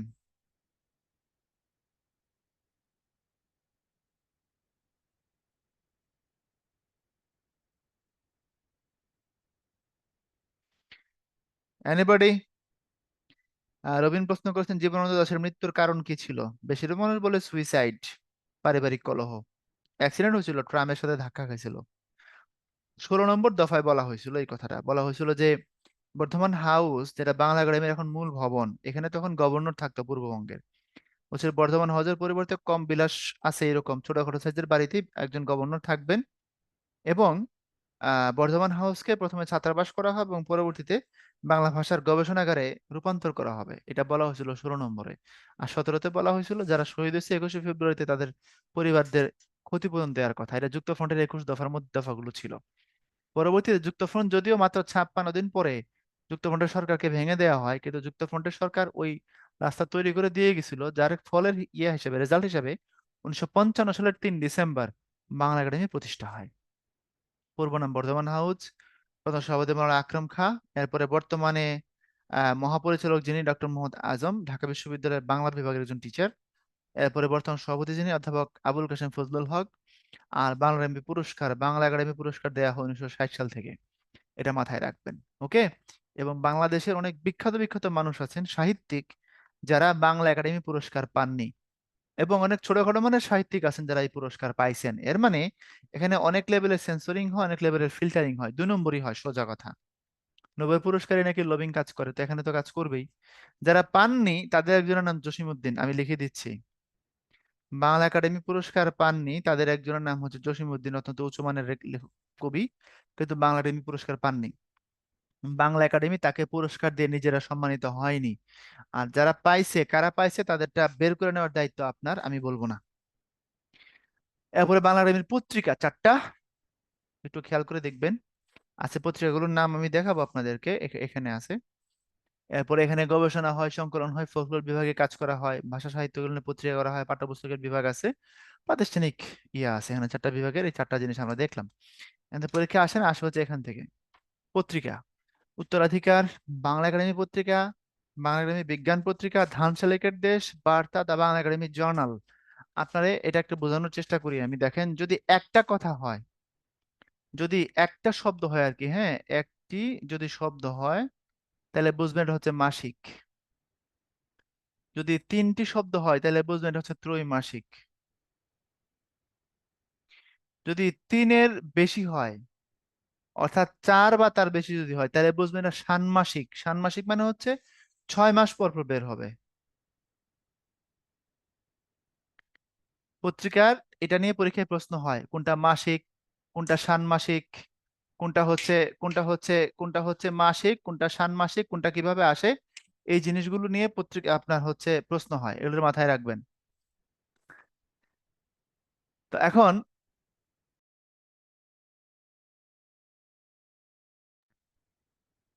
এই যে দেখেন উত্তরাধিকার, উত্তরাধিকার কয়টা কথা? একটা কথা, মানে মাসিক। বাংলা একাডেমি পত্রিকা 1, 2, 3, তাহলে এখানে কয়টা কথা? 3টা কথা, তার মানে ত্রৈমাসিক। বাংলা একাডেমি বিজ্ঞান পত্রিকা ষান্মাসিক। ধান শালিকের দেশ 3টা কথা, ত্রৈমাসিক। বার্তা একটা কথা, এটা অনিয়মিত, এখানে নাই এটা। দা বাংলা একাডেমি জার্নাল। আমি চারটা কথা ধরবো, এক দুই তিন চার, বুঝছেন এবার? মানে ষান্মাসিক। এরপরে যদি না বুঝেন আমি আর বুঝাতে পারবো না, আর বোঝানো সম্ভব না, মনে থাকবে?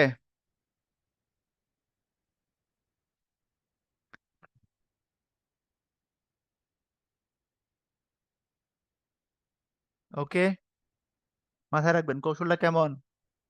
আপনি না বুঝলেও কোনো সমস্যা নেই, আপনি খালি কথা গুনে বের করে দিবেন, এক দুই তিন, একে হইলে কি, দুয়ে হইলে কি, তিনে হইলে কি। এরপরে পুরস্কার প্রদান। পুরস্কার দিছে, কোথা থেকে দিছে? সবচেয়ে কম বয়সে পুরস্কার পাইছিলেন সৈয়দ শামসুল হক, 31 বছর বয়সে। আর এরপরে বাংলা একাডেমি থেকে আরো আরো কি পুরস্কার দেওয়া হয়? রবীন্দ্র পুরস্কার, চিত্তরঞ্জন শাহ স্মৃতি পুরস্কার, সরদার জয়নুদ্দিন স্মৃতি পুরস্কার, পলান সরকার স্মৃতি পুরস্কার, ওই যে বই পড়ার আন্দোলনের একজন বিখ্যাত মানুষ মোহাম্মদ নুরুল হক গ্রন্থ, শহীদ পুরস্কার, এগুলো মাথায় রেখে দিবেন ব্যাস। এরপরে হচ্ছে আপনার 1960 সালে এটার পুরস্কার প্রবর্তন করা বাংলা সাহিত্য পুরস্কারের 24-এ কে কে পাইছে এখানে একটু দেখে নিবেন। আমার মনে হয় না খুব রিসেন্ট টাইমের জায়গা থেকে টাচ করবেন, যদি করে পারবেন। প্রবন্ধকথা সলিমুল্লাহ খান, অনুবাদ জি.এইচ হাবিব, গবেষণা মোহাম্মদ শাহজাহান মিয়া, বিজ্ঞান রেজাউর রহমান, ফখরুল সৈয়দ জামিল আহমেদ, নাটক ও নাট্য সাহিত্যে সুভাষিস সিনহা, কবিতায় মাসুদ খান। লেখালেখি করেন, যদি বড় কবি হয়ে যান আপনারাও পাবেন। অভিধান কি কি আসছে মুখস্থ করে ফেলাবেন, এবং এটার ব্যাকগ্রাউন্ড কালারটাই হচ্ছে এমন করে দেওয়া হয়েছে অভিধানের কাভারের কালারের মতো। এবং আপনাদেরকে আমি বলে দিই, আপনাদের টেবিলে একটা বাংলা একাডেমির অভিধান রাখবেন, একটা ডিকশনারি রাখবেন, বিশেষ করে ব্যবহারিক বাংলা অভিধান যেটা, এটা রাখবেন অ্যাটলিস্ট, হ্যাঁ। এটা রাখলে যেটা হবে, আপনি প্রচুর জায়গায় আটকে যাবেন এবং সেগুলোর ব্যাখ্যা এখান থেকে নিতে পারবেন। অনেকগুলো শব্দের আপনার ইয়ে বাড়বে আর কি, এটাকে কি বলে, আপনার কালেকশন বাড়বে। তারপরে এশিয়াটিক সোসাইটি, এটা প্রতিষ্ঠা করেছিলেন স্যার উইলিয়াম জোনস ব্রিটিশদের সময়ে 1784 সালে। উদ্দেশ্য ছিল এশিয়ার এই অঞ্চলের মানুষের জীবন এবং তাদের কর্মপদ্ধতি, তাদের চিন্তা ভাবনা, তাদের দর্শন নিয়ে আলোচনা করা এবং সেগুলোকে নিয়ে গবেষণা করা। পরবর্তীতে এটা পাকিস্তানের হয় এবং নাম হয় এশিয়াটিক সোসাইটি অফ পাকিস্তান। এবং যখন বাংলাদেশ স্বাধীন হয়ে যায় 1972 সালে, যখন নামকরণ করা হয় এশিয়াটিক সোসাইটি অফ বাংলাদেশ বা বাংলাদেশ এশিয়াটিক সোসাইটি। এখান থেকে এখন পর্যন্ত বড় বড় কাজ যেগুলো হয়েছে তার মধ্যে 10 খণ্ডের একটা এনসাইক্লোপিডিয়া হয়েছে, নাম হচ্ছে বাংলাপিডিয়া, আপনারা জানেন। এবং সব থেকে বড় ব্যাপার যেটা, আমি যেটা চিন্তা করছিলাম প্রথমবার পড়ার পরেই, যে উইলিয়াম জোনস প্রতিষ্ঠা করছিল এটাকে এখানকার মানুষের জীবন, এখানকার আমাদের চাওয়া পাওয়া, আমাদের সমস্ত কিছু নিয়ে গবেষণার জন্য। 1784 সালে তারা তারা তখন এইভাবে চিন্তা করে, আমরা এই চিন্তা করি নাই, আমরা এভাবে ভাবি নাই বলেই হচ্ছে তারা ডমিনেট করছে আমাদের উপরে। আমরা তাদের সাথে পারি নাই, এটা আমাদের ব্যর্থতা, মেনে নিতে হবে। আমাদের অবস্থান কোথায়? ঢাকা বিশ্ববিদ্যালয়ের অমর একুশে হলের পাশে, ফুলবাড়িয়া। এমন কেউ আছেন অমর একুশে হলে থাকেন? অমর একুশে হলের পাশে এটার অবস্থান, হ্যাঁ, মাথায় রাখেন। এরপরে এখান থেকে পোল আছে এবং এখান থেকে কোশ্চেন আছে, অ্যান্সার দাগানো আছে, আমরা শেষ করব। আপনাদের যদি কোনো বার্নিং কোশ্চেন থাকে করতে পারেন, আদারওয়াইজ আপনাদের সাথে বিদায় নিচ্ছি। আমি একটা পোল আপনাদের লঞ্চ করে দিচ্ছি, পোলে আপনারা প্রত্যেকে অ্যাটেন্ড করেন, এবং যদি আপনাদের কোনো প্রশ্ন থাকে চ্যাট বক্সে দিবেন, ভাই দেখতেছি।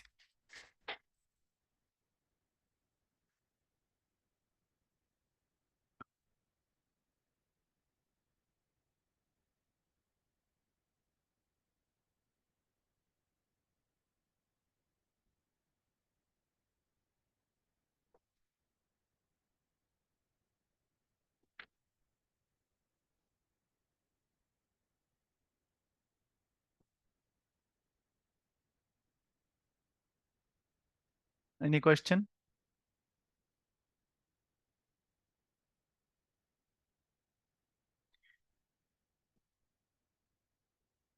উত্তরণের বই পাশাপাশি কোন কোন রাইটার বইগুলো পড়া উচিত? উত্তরণের বইয়ের পাশাপাশি সাহিত্যের জন্য যদি আপনি পড়তে চান, আপনার খুব বেশি বই পড়তে হবে এমন না, একটু সতর্ক থাকবেন আর কি। সতর্ক কিভাবে থাকবেন একটু বলি। দেখবেন সাহিত্যে 9, 10-এর এবং ইন্টারমিডিয়েটের যে কবি সাহিত্যিক আছে ওখান থেকে মাঝে মধ্যে প্রশ্ন দিয়ে দেয়। এই কবি সাহিত্যিক যারা আছে তাদেরটা একটু পড়বেন, উত্তরণের বই থেকে পড়বেন। এরপরে যদি আপনার বাজারের প্রচলিত কোনো গাইড পড়তে ইচ্ছা হয় পড়লেন, কোনো অসুবিধা নাই, পড়তে পারেন। আর একটা বই ফলো করতে পারেন, মাহবুব আলমের লেখা বাংলা সাহিত্যের ইতিহাস। হলুদ কাভার একটা বই আছে বাংলা সাহিত্যের ইতিহাস নামে, এই বইটা ফলো করলেই চলবে, আর দরকার নেই সাহিত্যের জন্য। আর ব্যাকরণের জন্য যদি বলেন তাহলে 9, 10-এর দুটো বই আছে এখন, একটা পুরান বই, একটা নতুন বই। নতুন বইটা তো চলতেছে, পুরানটা চলে না। 21 সালের পরে যে বইটা আসছে এটা পড়বেন। আর আপনারা যে বই পড়ে আসছেন মনির চৌধুরীর, ওইটা পড়বেন। গুড এনাফ, আর লাগবে না। আর উত্তরণের বই আপনার হাতে আছে বা অন্য যে কোনো একটা বই হাতে আছে, চলবে। ওকে। উত্তরণের বই কি এনাফ? Definitely enough. তবে মনে রাখেন, কম্পিটিটিভ এক্সামে একটা বই পড়া সব সব সময় আপনাকে বুদ্ধিমানের কাতারে ফেলবে না। বুঝতে পারছেন? কারণ এগুলো মানুষের বানানো বই তো। তো মানুষের বানানো বইকে আসলে এনাফ বলা যায় না। আপনি বলতে পারেন যে এই বইটা কম্পারেটিভলি ওই বই থেকে বেটার কিনা, বা আমাকে কেমন জানাবে, সেই জায়গায় আমি আপনাকে বলবো যে দারুণ। কিন্তু মানুষের বানানো বই আর সেটা এনাফ, এটা বলা একটু মুশকিল। এই জন্য মিনিমাম দুইটা জায়গা থেকে প্রিপারেশন নেবেন, তাইলে আপনার ভালো হবে। হ্যাঁ, উত্তরণের বই আপনি যদি কম্পেয়ার করতে পারেন আমাকে, আমি বলবো বেস্ট। কেন? কারণ আমরা চেষ্টা করছি সমস্ত কিছুর এসেন্স এগুলোর মধ্যে দিতে। ওকে। দুইটা পড়বেন, দুইটা দুইটা দুইটা দুইটা। হ্যাঁ কাউসার, ভালো বই, পড়তে পারেন, এটা অসুবিধা নেই। ওকে, সবাই ভালো থাকেন। আল্লাহ হাফেজ।